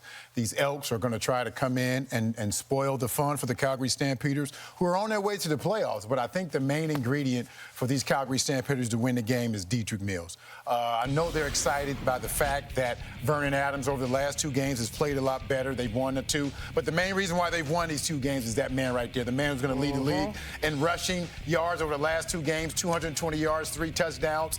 He's been potent out of the backfield, 62 yards receiving last week. So this is the momentum they want to carry into this game and into the playoffs. This offense has to run through Dietrich Mills. If they can do that, Vernon Adams can continue playing consistently. They can do some things. They can do some damage, not only in this game, but also when they get to the playoffs. Yeah, I mean, we understand that they're not playing for anything, the Edmonton Elks. They're not playing for anything. And you think it's easier. Why do you think it's going to be easier? They're not playing for anything. Because the Elks are a lot better than Ottawa REDBLACKS. Okay.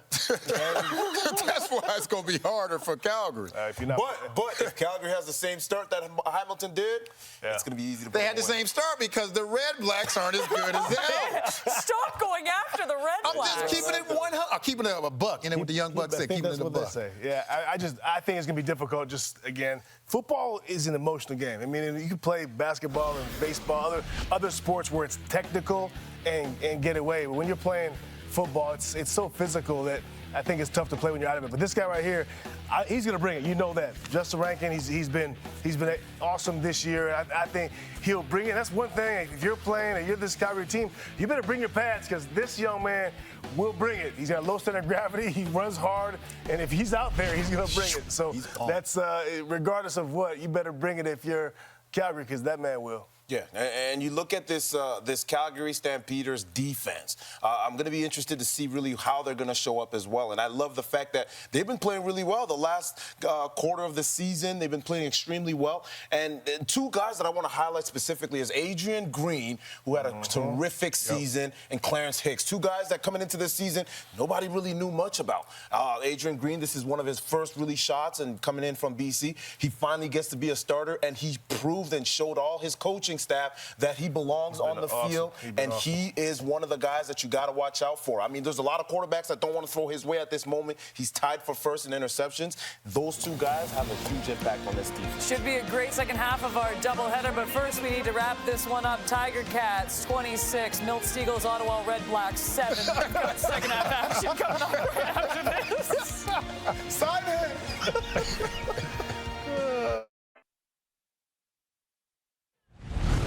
I've been shaking, I love it when you go crazy. You take all my inhibitions. Baby, there's nothing holding me back. You take me places that tear up my reputation. Manipulate my decisions. Baby, there's nothing holding me back. There's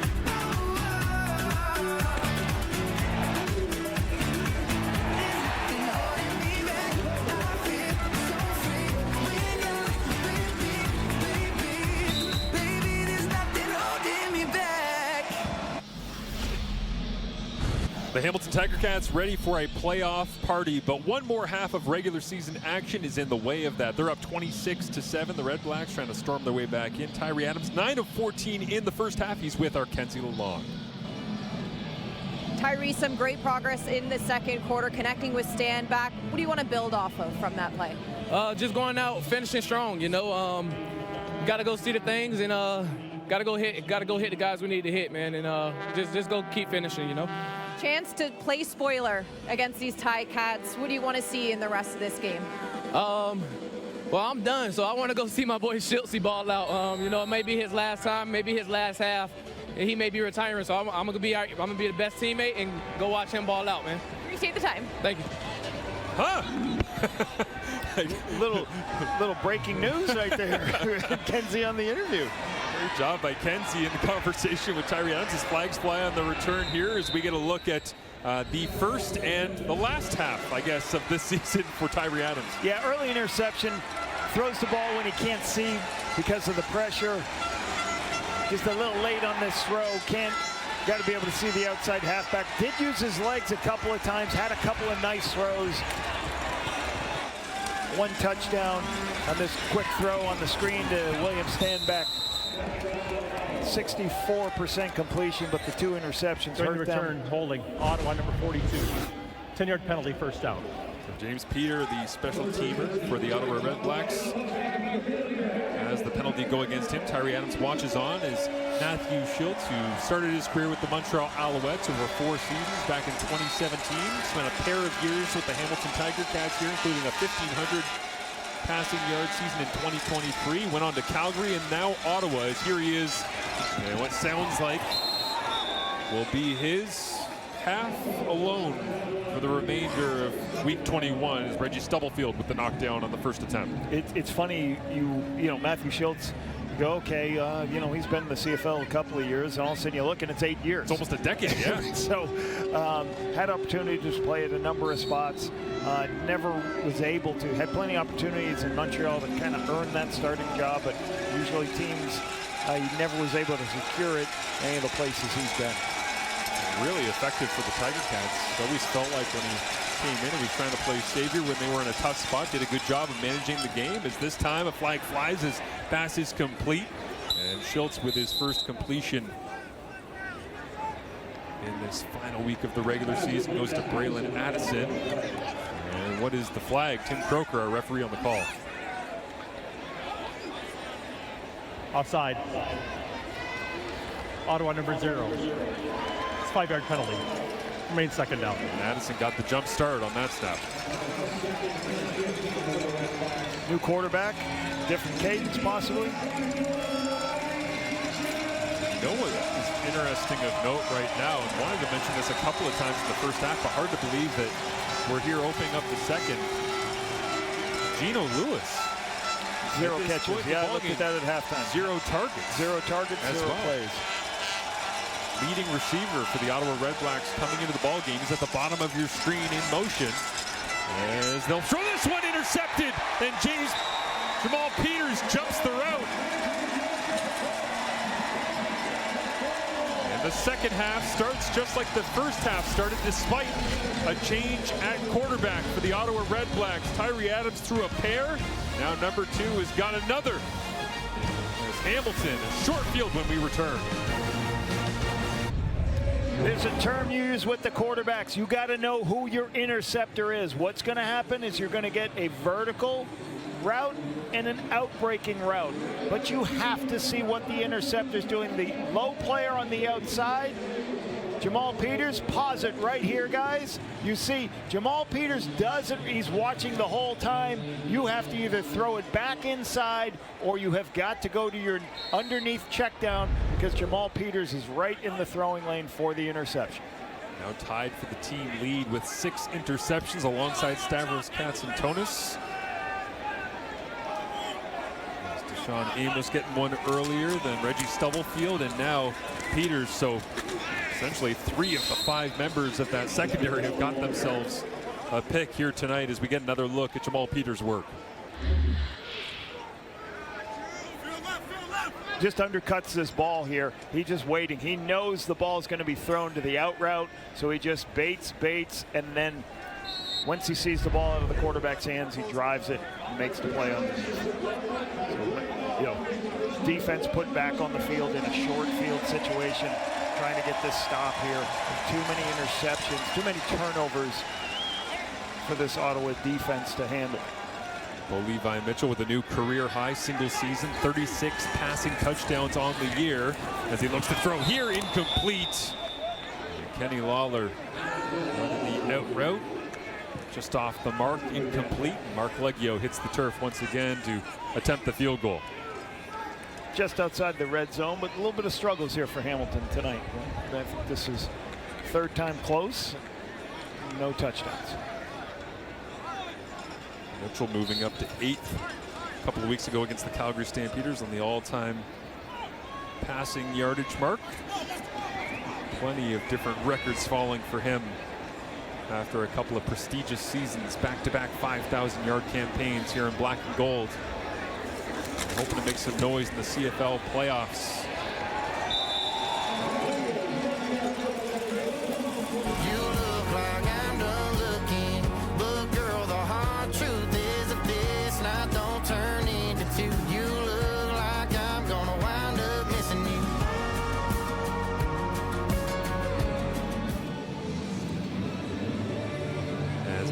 Schultz back out after throwing the interception into Mahal Peters on the last drive. And Bob Dice watching on, trying to find ways to create a little bit of energy on that Ottawa sideline here to close out the 2025 regular season. See what Matthew Schultz can provide some energy.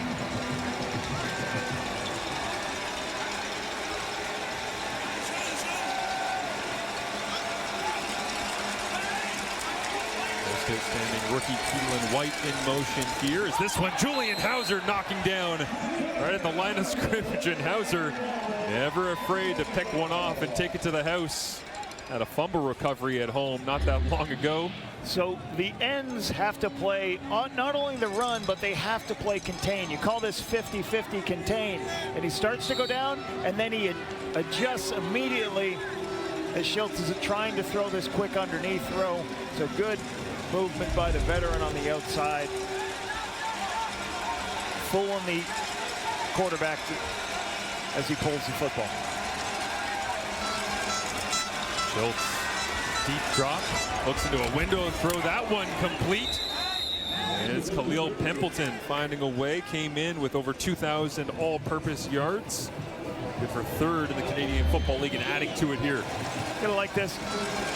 X on a dig, Williams stand back out in the flat, move the linebacker and just throw behind the linebacker. Nice easy throw for your quarterback.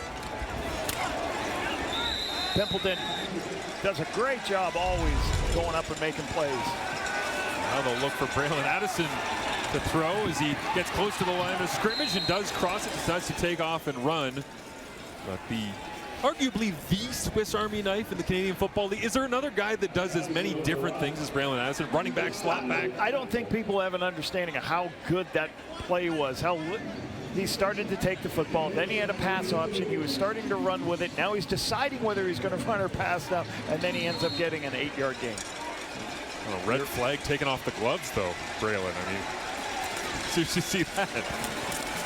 This one ended up inside on 2nd down and 1. Little self-scout. Yeah, little self-scout. He takes the glove off. He's throwing it deep.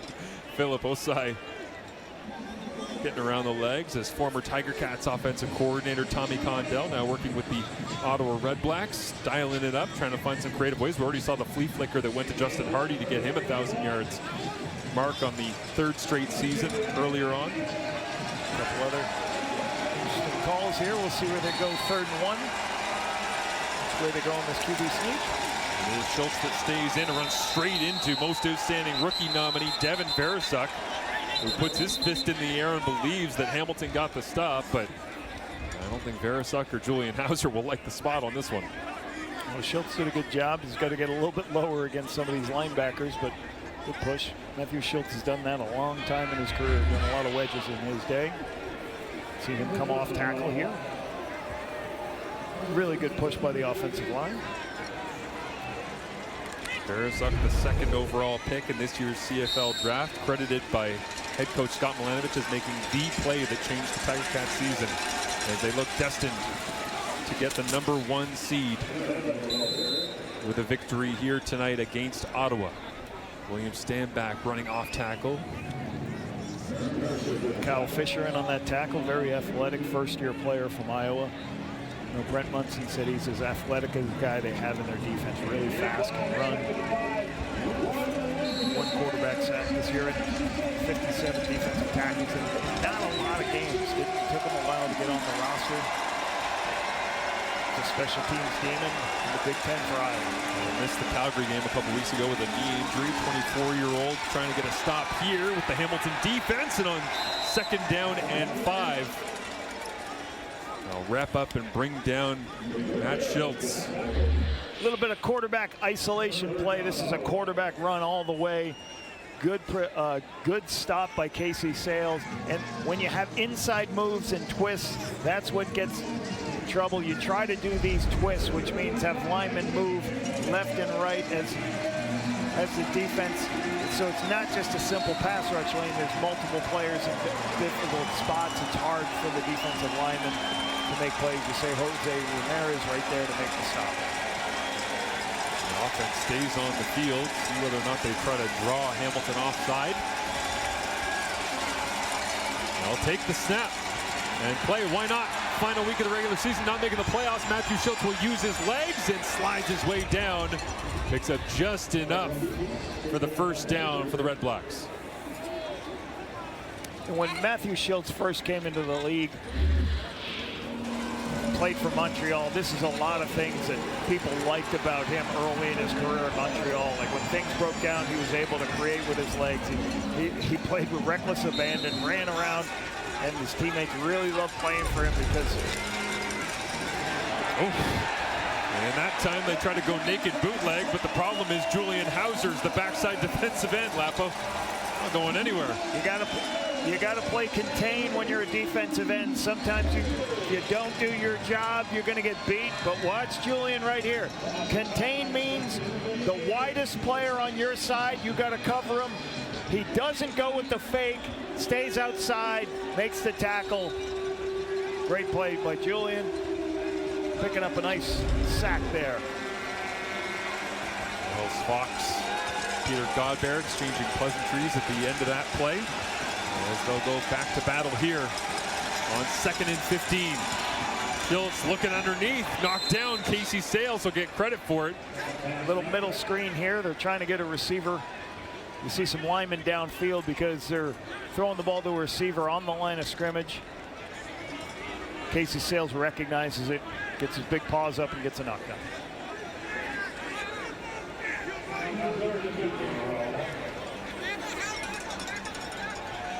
Third down, out comes Lewis Ward. Bit of an up and down season at times. But steady last week.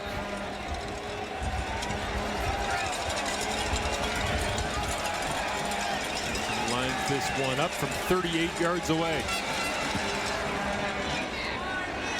And this, and a bit of a drifting wind, will go wide. Hamilton offense. Much of this second half of the season since Labor Day being led by that man, Julian Hauser, gets the sack here, leading 29-8 over the Red Blacks. Otis. Yes, and so it may be yellow and black today, but it'll be all orange on Sunday afternoon. Pleased to be joined by Forge FC's head coach, Bobby Cerniotis, and what an anticipated matchup this will be.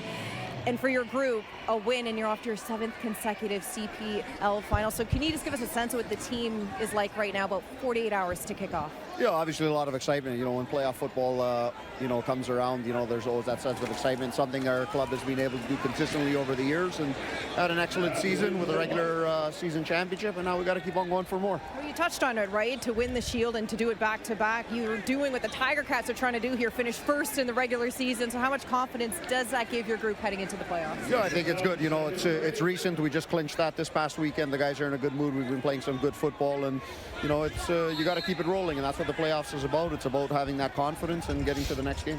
Appreciate the time and best of luck on Sunday. Thank you very much. Thank you, Kenzie. Guys. Thank you to Bobby as well. The 100-win man is the head coach of the Forge FC program here since inception in the CPL, doing a tremendous job of being able to lead that club. Going forward is an inside run. Goes to Greg Bell, picks up the first down. Great conversation as well when we talk about head coaches like Bobby Smirniotis and managing their roster with Scott Milanovich this week, saying Greg Bell's probably a running back that gets better with more touches he gets earlier on, but it's hard in the CFL, right? This is one of those moments where you use the running game when you have the opportunity, and Greg Bell has gotten his chances, now crosses over 1,000 yards on the season. Yeah, Scott always talked about that, like hard to get quarterbacks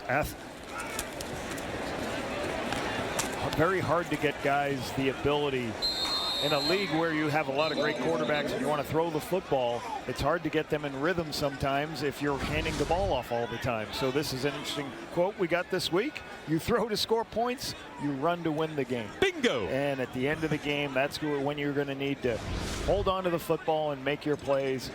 It's a great quote by him this week. But I do remember that quote he used to talk about years ago. He's like, hey, when I had Ricky Ray, you got to give him the football. And I know the running backs want balance and everything, but you have to get your best players the football. And if they don't get in rhythm, it's hard in the fourth quarter for them to be in a position to be able to make all the throws if you've been running the football all game. So that's the hard part in the Canadian Football League, sometimes with only 2 downs. The running back, if you're second and long all day, the running back's not going to get a lot of touches. So. Yeah, absolutely. There's a challenge on the play. Tim Croker, our referee, filling in the blanks.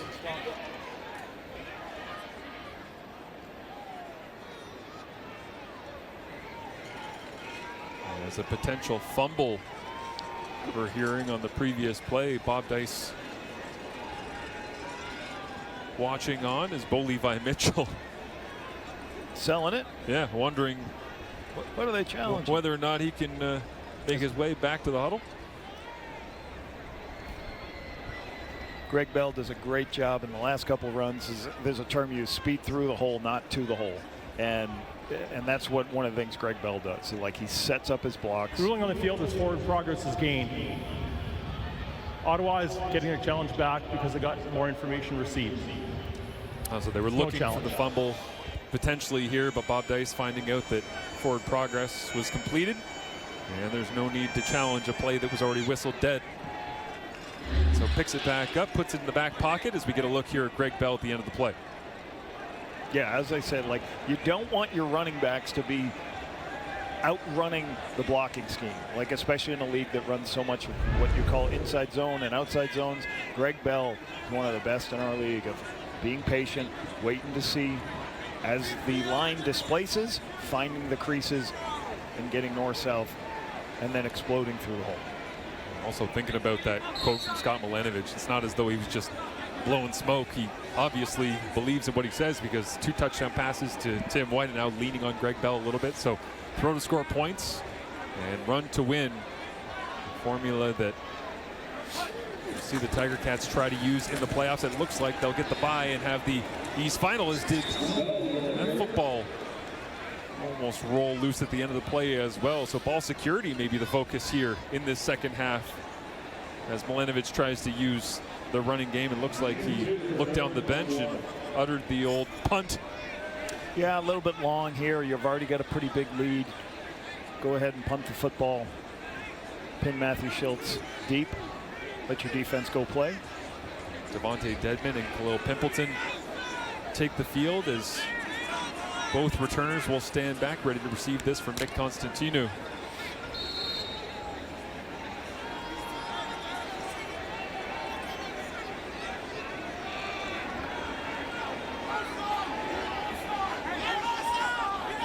And the Ottawa special teams unit calling out that there is an onside player behind Constantino right now as they burn as much play clock as they possibly can.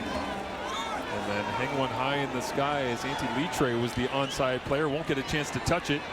And the return comes from Pimpleton to the 28-yard line. So Ottawa trying any way they can to get back into the ball game, but continue to trail Hamilton 29-8.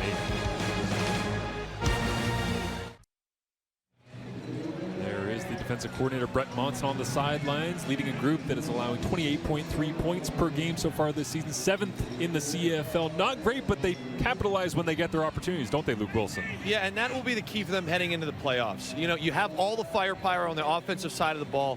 This defensive unit doesn't need to be this ironclad of just defensive stops. Just make the plays when other teams make mistakes. Here's a prime example with Peters. Ball's thrown too far outside, he makes the play. And Hauser here sniffs this thing outside. When you have Bo Levi, you have Kenny Lawler, you have Greg Bell, this defense just needs to make the plays and capitalize when their opponents make mistakes, and they've done that tonight at a very high level. Opportunistic group, and also the way that they've actually been able to evolve that back end and include a bunch of veteran guys. Like Luke, I remember talking to them at the start of the season where they say we're all kind of figuring each other out, trying to learn. It looks like they've gelled pretty well headed down the stretch here. Totally. And again, even though it's one of those games you got backups in, it can be a game where you develop that kind of chemistry, confidence, and really ride that momentum into the playoffs.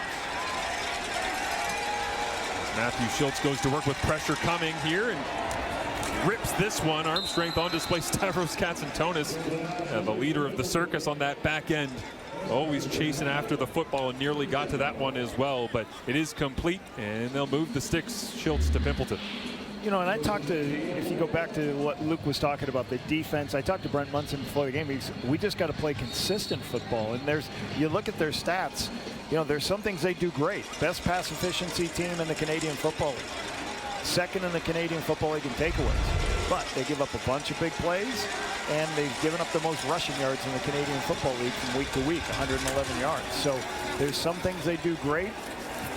They've got to continue to get better at the things they need to, because you cannot not stop the run going into the playoffs, right. And you're going to be the teams you're going to face if they end up facing a BC, a Winnipeg. You know, Montreal doesn't run the ball a lot, but you're going to possibly face a team that will run the football. Next week, you're going to be able to stop the run. Obviously down Sean Thomas Erlington, got dinged. Travis Tice out as well. They've been working in Stevie Scott and doing a good job of him and his physicality, but Hamilton was outrushed 155-6 in the first half against Calgary a couple weeks ago.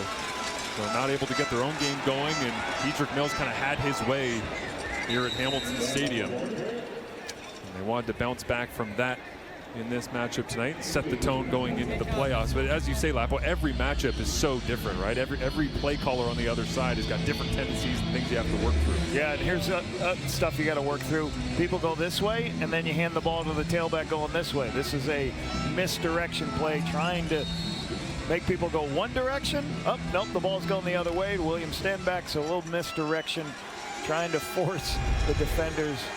Jose Ramirez has got to play that contain like Julian Hauser did. Doesn't on that play. Well, you didn't say your trademark wrong way runs. Wrong way run, baby. Love it. I would have bet my life. That's called waltz in my system. That'd be a W for wrong way, and T for tailback gets it going the opposite way. As Devin Verzuk makes the play there, I would have bet the farm. Wrong way run was coming out on that one. Come on, man. Sorry. Yeah, love those just unique, different looking runs that force defenders to change their keys. And Devin Verzuk, as a rookie, certainly learning that you can look the same every time, but it might end up going 3 different directions. And, you know, talking to Verzuk early in the year, he talked about, like, I can't believe we still have this many games to play. You know, like some of these guys who play right away as rookies from U Sports, it's a long season. They don't really understand that how many games, 18 games is. 2 preseasons and then the playoffs. Snap came up, then flags Procedure. as well. Ottawa number 64. 5-yard penalty. Remains first down. A tough night rounding out the regular season. The most outstanding offensive lineman, unanimous selection. Dino Boyd has a flag go against him with 1 more play here remaining in the 3rd quarter. 4th-year player from Cincinnati. Nice job this season. My favorite Devin Verzuk story from earlier this year, talking about kind of the experience of coming from U Sports, was him saying essentially his friend showed up to a game, came to see him afterwards, and then realized, oh man, that's Bo Levi Mitchell over there.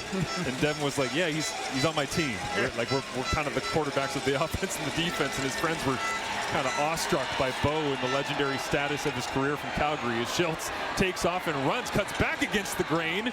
And what a good job by Matthew Schultz on 1st and long, getting a huge chunk of it back as that winds down the third quarter. And one more quarter to play for these two clubs in the 2025 regular season.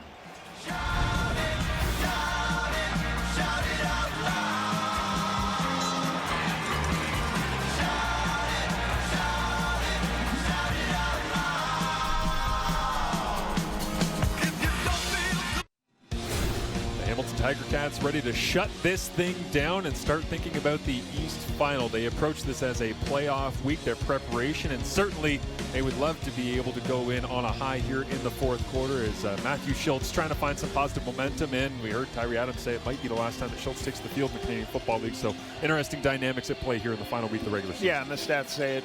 3 turnovers. As Scott Milanovich said it, hey, when we take the football away and protect it, we're going to win a lot of games. Plus 2 turnover margin, what's happening. We just missed this, but Marshall Ferguson has a special tie on. You want to tell everybody your special tie is? Hey, speaking about playoff football in Hamilton, McMaster on the road coming up against Queens, which I know your daughter. My daughter's a freshman at Queens. Yeah, so now she'll be cheering against Mac tomorrow. Yeah, be at beautiful new Richardson Stadium. And looking forward to seeing how that one turns out. Plenty of great U Sports action across the country. Had to throw the tie on, give a little love to my guys. Schultz looks to throw, stutter steps, and then somehow completes this one. And pushed in a bounds into the sideline he used to call home is Braylon Addison. Yep. You know Julian Hauser is going to play contain. They've got a running quarterback in on 2nd and short, but Schultz does a good job of biding for time. What does that mean? He doesn't attack the line of scrimmage. He kind of waits, sees Braylon Addison on the crossing route. Braylon gets in a position where he can see him. Good executed play. Schultz, run look. Now rolls to his right, checks underneath. Williams stand back. In the open field, Jamal Peters making the big play, but Julian Hauser, as I say, one of the great leaders of this Hamilton defense. He was a Tiger Cat, and then he went away in free agency to the Calgary Stampeders, and he went, actually, no, I think I like playing in Hamilton, and it's shown most quarterback pressures this season, as you see there above a bunch of really talented names. And also, when Pro Football Focus came out with their top grades in a singular game this year, one of the top 10 performances of the entire year, Julian Hauser on the road against the Toronto Argonauts just about a month ago. High motor individual. Really good coming off the edge. Really disciplined player. You can see him here. He makes his play right here. And this is what I talked about early in the game, what you call the 50-50 player. And what that means is he's got to play contain.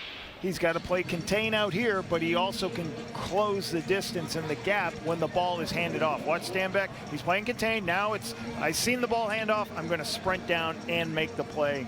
Athletic defensive end. The thing, Brent Munson comes on board, very comfortable with Julian Hauser, knows what he can do. Some of their time in Calgary, he said that was a great thing for me when Brent Munson came back on board as I came back to Hamilton. Schultz, 1st and 10 handoff. William Stanback stays on his feet, rolls down near the 10-yard line, as it'll be about a yard shy of the first down marker. But yeah, this Hamilton defense, even though they're up 29-8, you see some of the frustration from Reggie Stubblefield. Wants to get this run D sorted out. Yeah, that's something they obviously have, as we just said, that whoever they're going to face is going to, next week will be some of the top running football teams in the Canadian Football League.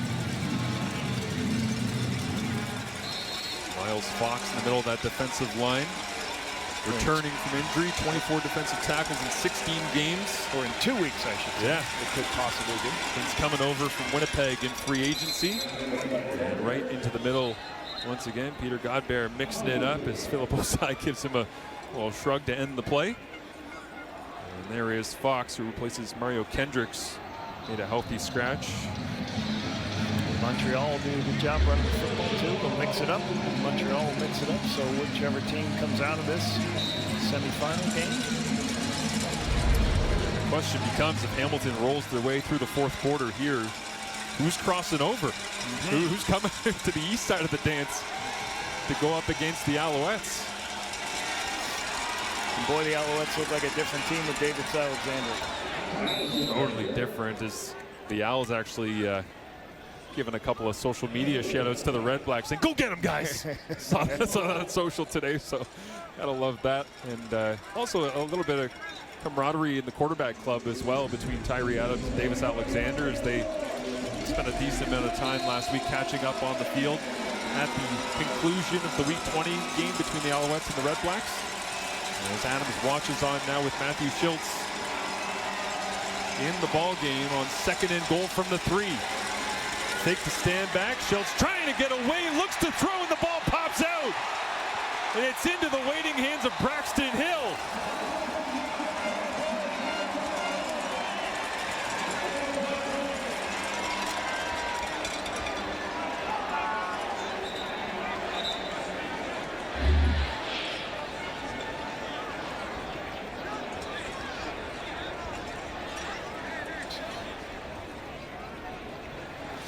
I don't know. I just saw him fly, then I saw him. So I believe he's not down because I think Julian Hauser, I think he's rolling over Julian Hauser, so he's not touching the ground when this ball gets knocked out. So Previous play is under review by the replay center. So when Fox knocks his ball down, I think Hauser is on the ground, Schultz is on top of him, so I think this is going to be a fumble unless we have another angle that shows his right hand on the ground. We will step aside, the CFL Replay Center looking things through. As Bob Dice, a curious onlooker like the rest of us, but no doubting Julian Hauser ready for the playoffs for this Hamilton front.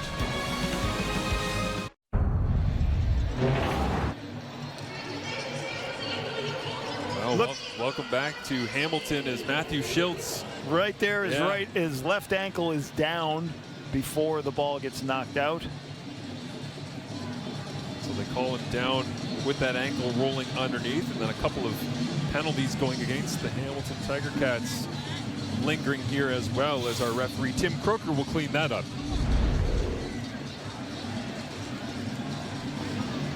The ruling is that the ball carrier was down by contact at the 6-yard line. After the play, objectional conduct. Hamilton number 58. It's a non-restricted foul. It's first down at the 1-yard line for Ottawa.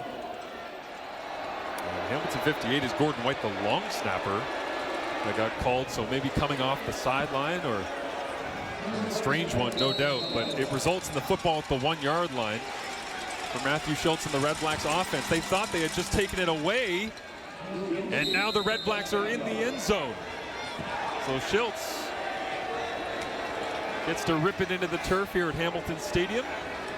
And 10:24 remaining in the ball game. Ottawa closes down the deficit. A couple penalties kept this, gives them that opportunity for the short yardage QB sneak. And the question naturally now becomes, on the Hamilton sideline, Bo Levi Mitchell, will he be coming out to continue? Or will this become a Taylor Powell game for the remainder of the fourth quarter? Bo certainly looking smooth and in control. We'll get that answer when we return. But Matthew Schultz, so many good years spent in the Canadian Football League, some of them right here in Hamilton, and returns to a trip to the end zone.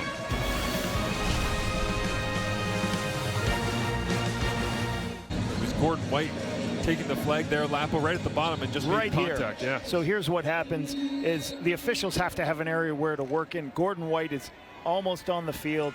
The official gets knocked down. That's going to draw a penalty. League actually put out a couple of things. As Wooden returns this from his own 20 bobble, but now burst of speed across the 50 and tackled right at the 55. Good field position for the Hamilton offense. Look at these guys. Kenny Lawler and all of his best friends. Look at Zach's looking good. Look at the khakis on Zach. Jared Goff, obviously having his success in the National Football League of late for the Detroit Lions. But yeah, having that many touchdowns with Goff and then making the journey to the Canadian Football League, and Zach Collaros, the connection was obviously special. And now it's turned into the Bo Show here with Kenny Lawler, and one of the best to do it with Mitchell in his storied career, which obviously leads to, 36 touchdown passes in a single season. Mitchell looks to the outside here and floats this one. DeAndre Smith reaching for the first down marker as well. They'll spot it just a yard shy. DeAndre disagrees with that one, but Kenny still hunting for that 15th touchdown. And now in the final quarter of the regular season to do it. Chasing Tony Champion, the great player from 1989. Had a great career here. Yeah, some of the names on there. I saw Speedy B, Brandon Banks on social media earlier today, giving a shout out to the Tiger Cats, and excited to see them go forward as Kenny tries to track down not just the touchdown records, the all-timers, but also receiving yardage, of which Speedy B high up in that list for a single season as well. As Tony Champion in his iconic season, 1989, slinging it around. 87 always open, seems like this year. 95 grabs. Look at that play against the Rough Riders, the Ottawa Rough Riders. 1,656 receiving yards. Brandon Banks, second all-time franchise history with 1,550.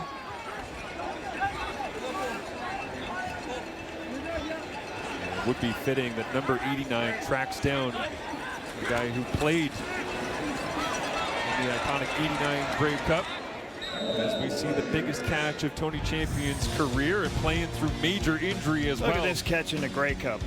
My goodness. Totally turned around, flips. That's so hard with your eyes in one direction. You got to flip your whole body and try to find it in the air. Totally extended. That was the original back shoulder. That was the first back shoulder in the history of the CFL. Oh, it's an every down throw. No, but that's the stuff, the legacy plays that the DBs look like linebackers a little bit those days too. But they linger here in Hamilton, right? Just the number of Grey Cup losses as well, and they want those iconic moments. Is this one floats away from Bo Levi Mitchell looking for Shamar Bridges, but you see a play like that, and how many times not just we but everybody around the CFL goes and looks back at Tony Champion. Oh yeah, I remember 89 in that play and that catch. They've had so many of those moments, but in Grey Cup losses, and that's why this year I think for people that love the black and gold, it's been special for them, wondering whether or not that guy is going to go ahead and make a catch that will be replayed for 20, 30, 40 years. And it is pretty cool to receive it. Like S.J. Green, everybody remembers the opening game, Montreal, Saskatchewan, 2010, I think it was, where he makes a diving one-handed catch for the touchdown. So it is pretty cool. Milt Skeagles is probably the win against the Edmonton Elks at the end of the game. Lots of ones that stick with you forever in CFL history is a big part of the Tiger Cats scoring attack this year. A money leg of 33, hammering it through the uprights once again. 32-15, the Ticats headed to the East Division crown. CFL rolls on Friday Night Football action. It's the Stamps taking on the Elks. Catch all the action tonight, 9:30 Eastern, 6:30 Pacific on TSN. Dedrick Mills is a bad man. A couple good running backs get to watch, right? Yeah.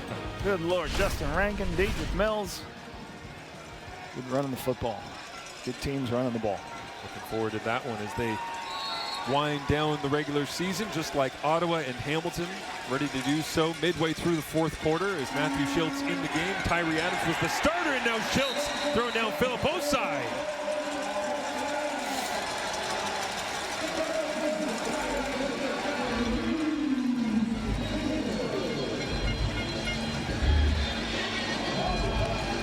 See right here with an inside move. Osai's had a great season out of Northern Alabama.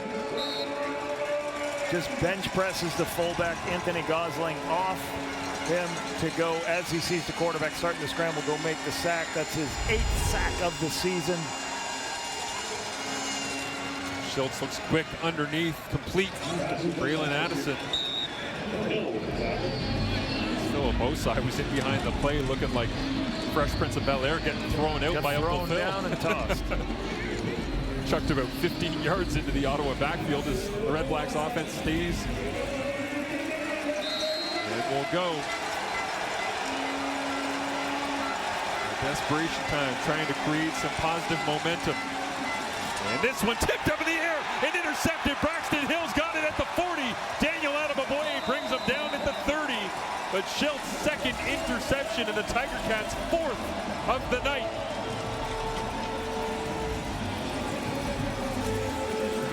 When you throw the ball quickly, and you're normally going to look immediately where you're throwing the football. So if you watch Braxton Hill, he's going to watch the eyes immediately, and he's going to run to the space that Schiltz thinks they have open. As he runs there, he just undercuts it, tips it to himself.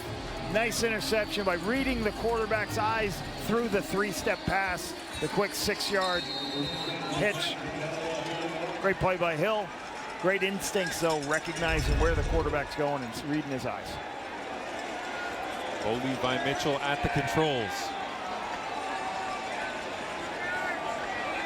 They're going to move to 11-7 on the year. And the upper hand on the Montreal Alouettes by way of victories earlier on this year, including the all-important recovery after the devastating Labor Day Classic loss here at home. You can see the little turnout right there, sitting in the zone. You're not going to go outside because Stubblefield's there, but Hill does a great job of covering the distance in that zone and getting underneath it to make the play.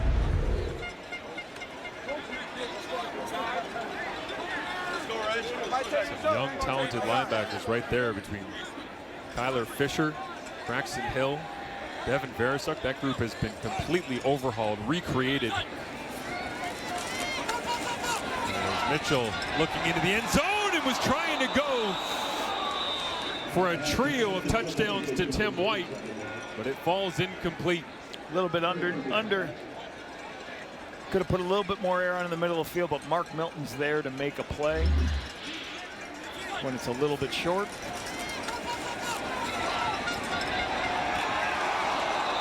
Getting that long hand of his. It's called the inside arm, the long arm. Gets that long arm out there to make the knockdown. And that's a big thing right here. Sometimes DBs here are going to get worried and they're going to grab, pull. Did a good job of just being patient, knocking the ball down when he gets it. Milton laying down some good film over the past couple of weeks that you and I have been doing Red Blacks games here. He's been covering down well, plenty of knockdowns, always active. As Mark Leggio comes back out yet again and rips this through the uprights, and what an honor for him as a double nominee. There's a couple of those across the Canadian Football League as the team award winners were announced earlier this week. Devin Veresuk, we talked about him earlier on, making arguably the play of the season for the Tiger Cats as the most outstanding rookie, but Leggio on special teams and most outstanding Canadian. Bo Levi Mitchell obviously is the MOP. Julian Hauser, we've talked about his exploits, defensive throughout the night. Brandon Revenberg is kind of becoming the Stanley Bryant of this team award nominee stuff here in Hamilton. Every single season. What a great year for Hauser. Schiltz trying to come back off the second interception. Completes this one. Casey Sales at the ripping down. Gino Lewis. First catch of the game. Onto the stat sheet. Gino having a little bit of fun at the end of a tough season for the Red Blacks offense. Why not? These guys. Yeah. Let's go. I'm not throwing them, though. The mosh pit alive and well here in the Hammer. The guy in front on the phone doesn't even care. Schiltz with pressure on, gets hit as he throws this one up for grabs. Picked off. They'll lateral it back. Reggie Stubblefield ends up with the football in his hands with Deshaun Amos. His second interception of the football game, and Hamilton's defense, count them up, use your full hand, you'll need every finger. 5 interceptions. Who else? Julian Hauser gets in. As a speed rush on the outside. Goes for the ball. Ball goes up in the air. Great opportunity for Deshaun Amos to get the interception. Pressure on the quarterback makes everybody's job easier. Creates sacks, creates opportunities with the ball up in the air. Amos makes him pay.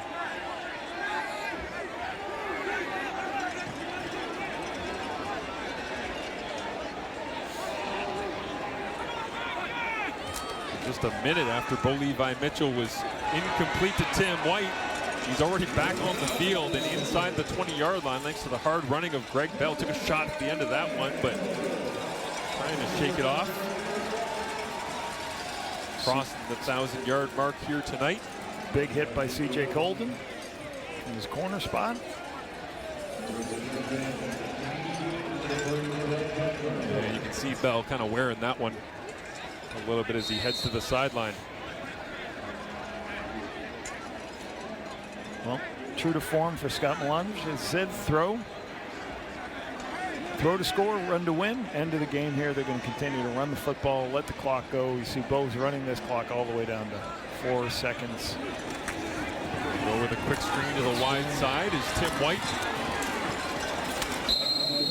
Brought down around the 10-yard line. Flag flies coming in from the back of the play as well. Kind of had to laugh at that one. They go 4 receivers to the wide side, 1 receiver into the boundary. It's Kenny Lawler. There's about 3 bodies over there. They're like, yeah, we're not leaving Kenny alone. We don't want to live in the highlight forever of the 15th touchdown. Not interested in that one.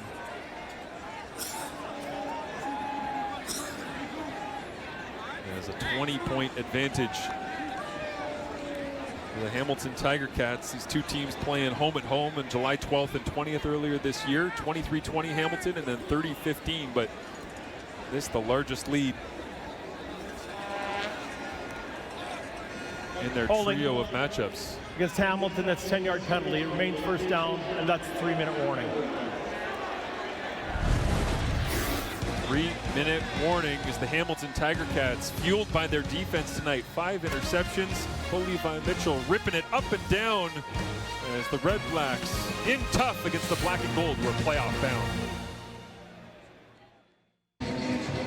Final 2:38 of the regular season for that Hamilton Tiger Cats offense that has been historic in various chunks of this season, closing down top spot in the East Division. Bo Levi Mitchell looking to punctuate a memorable season. His time here in Hamilton after coming over from the Calgary Stampeders with so much success there. Takes inside to Wooden and goes the other direction. Tim White gets a block out in front, little patience, and inside the 10-yard line. Looks like they'll spot it right around the 9, which is where they needed to get for the first down.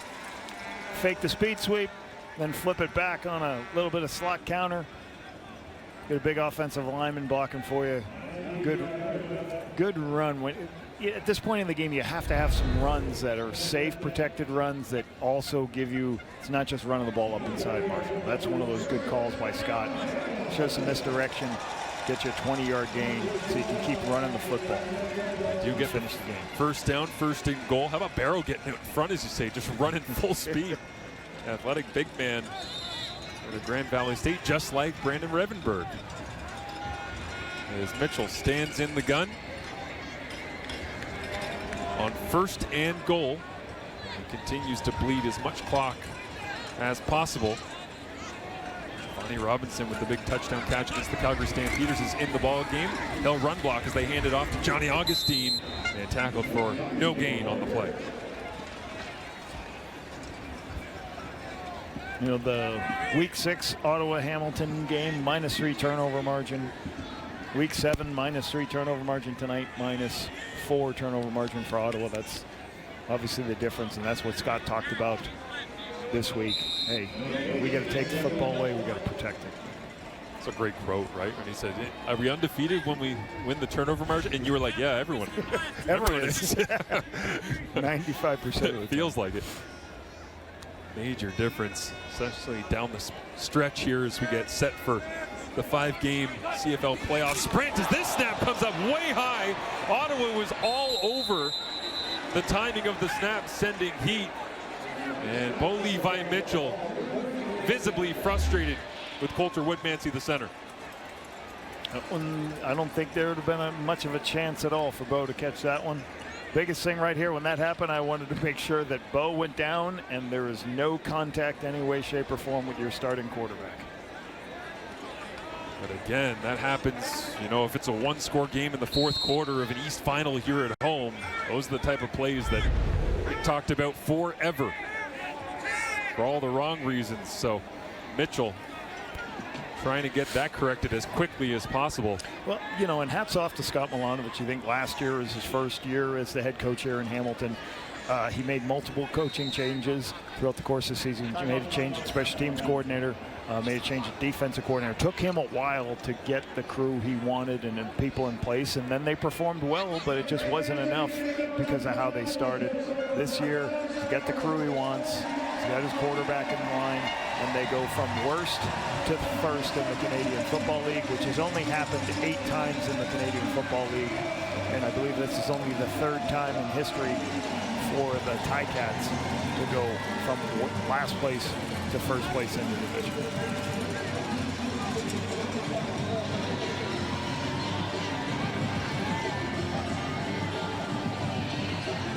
Well, interesting here because they had the field goal unit out, and Mark Lecchio has been never in doubt, hammering it through the uprights all night long.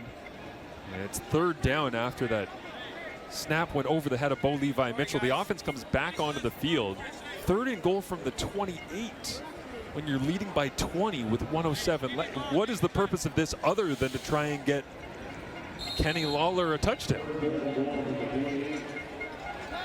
It could be just a run the foot. You don't want to try a field goal. You don't want any opportunity for anybody to return it. You just hand the ball off, let him. Yeah. Greg Bell takes a seat.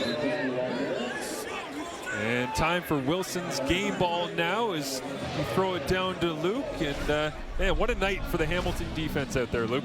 Yeah, Marshall, you said it. The game ball goes to the entire unit at all 3 levels. They've been very dominant tonight. And obviously the 5 interceptions have been a big ordeal. But it hasn't just been that. You know, it's been the sacks. They've played physical. They've batted balls down.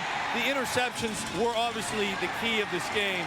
But again, when you have a defense that's clicking on all 3 levels, plus they were physical, it's a no-brainer for the game ball tonight. I would say for a unit that's been a bit controversial at times this year, you got to feel pretty good going into the bye now, clinching the 1 seed and being ready to go for the playoffs. Yeah, this place should be a madhouse for the East Final as well, planning the blackout. And Luke will throw it down to you.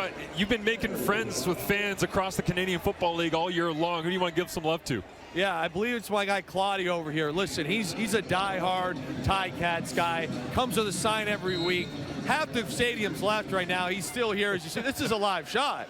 My guy's still here celebrating the 1 seed. That's good paint too, Luke. Man, no that's doubt. a good job. I respect it. I respect it. Now, the Hamilton Ticats fan base as a whole don't have as much respect for, but that individual, I've got a lot of respect. The man, the myth, the mullet. There it is. Yes, the multiple times of being here. Brings props. Hamilton State. Cool hair. I love the cool hair hot takes. That's a heck of a combo right there. That's awesome.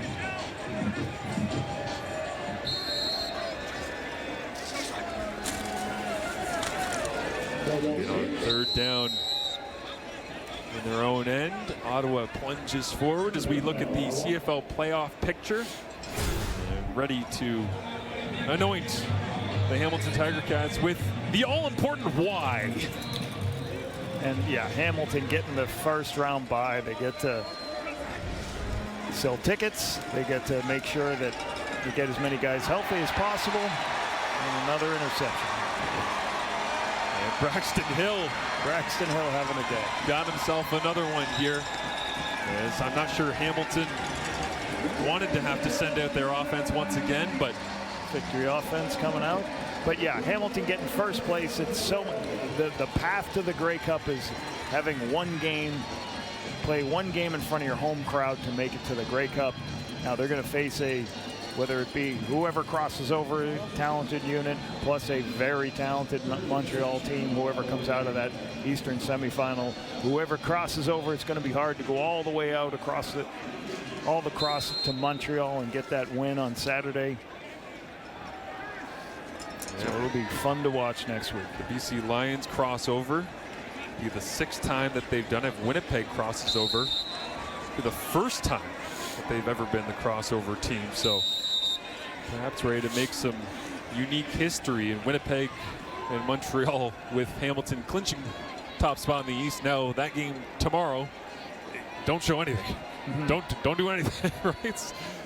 Keep it as basic as you possibly can, because you might be taking on that team coming up for the playoffs next week, depending on how things all shake out. But one final kneel for Bo Levi Mitchell. 11-7 as Bob Dice and the now 4-14 Ottawa REDBLACKS wind out their season. But Mitchell in his MOP candidate season will head to the East Final directly without having to play in the semi. After a disappointing loss in Calgary a couple weeks ago, came back refreshed after the bye, took care of business, got back into the positive turnover margin category, got the win to secure first place. They did it on their own. They didn't have to wait to see anything from Montreal. So very good for Scott Mitchell, his staff, Bo Levi Mitchell. Year 2, first place in the East after being last season. You can see the respect that Bo Levi Mitchell gets from players on both sides of the football. Leggio? Yeah, Ottawa winds out their season, and Leggio with a tremendous night as well. But Bo Levi Mitchell told us at the beginning of the week they were focused in like this was a playoff game because they wanted to be able to get themselves into the moment of the East Final. And they've been able to do that now, clearly and with momentum, heading into the playoffs here in 2025.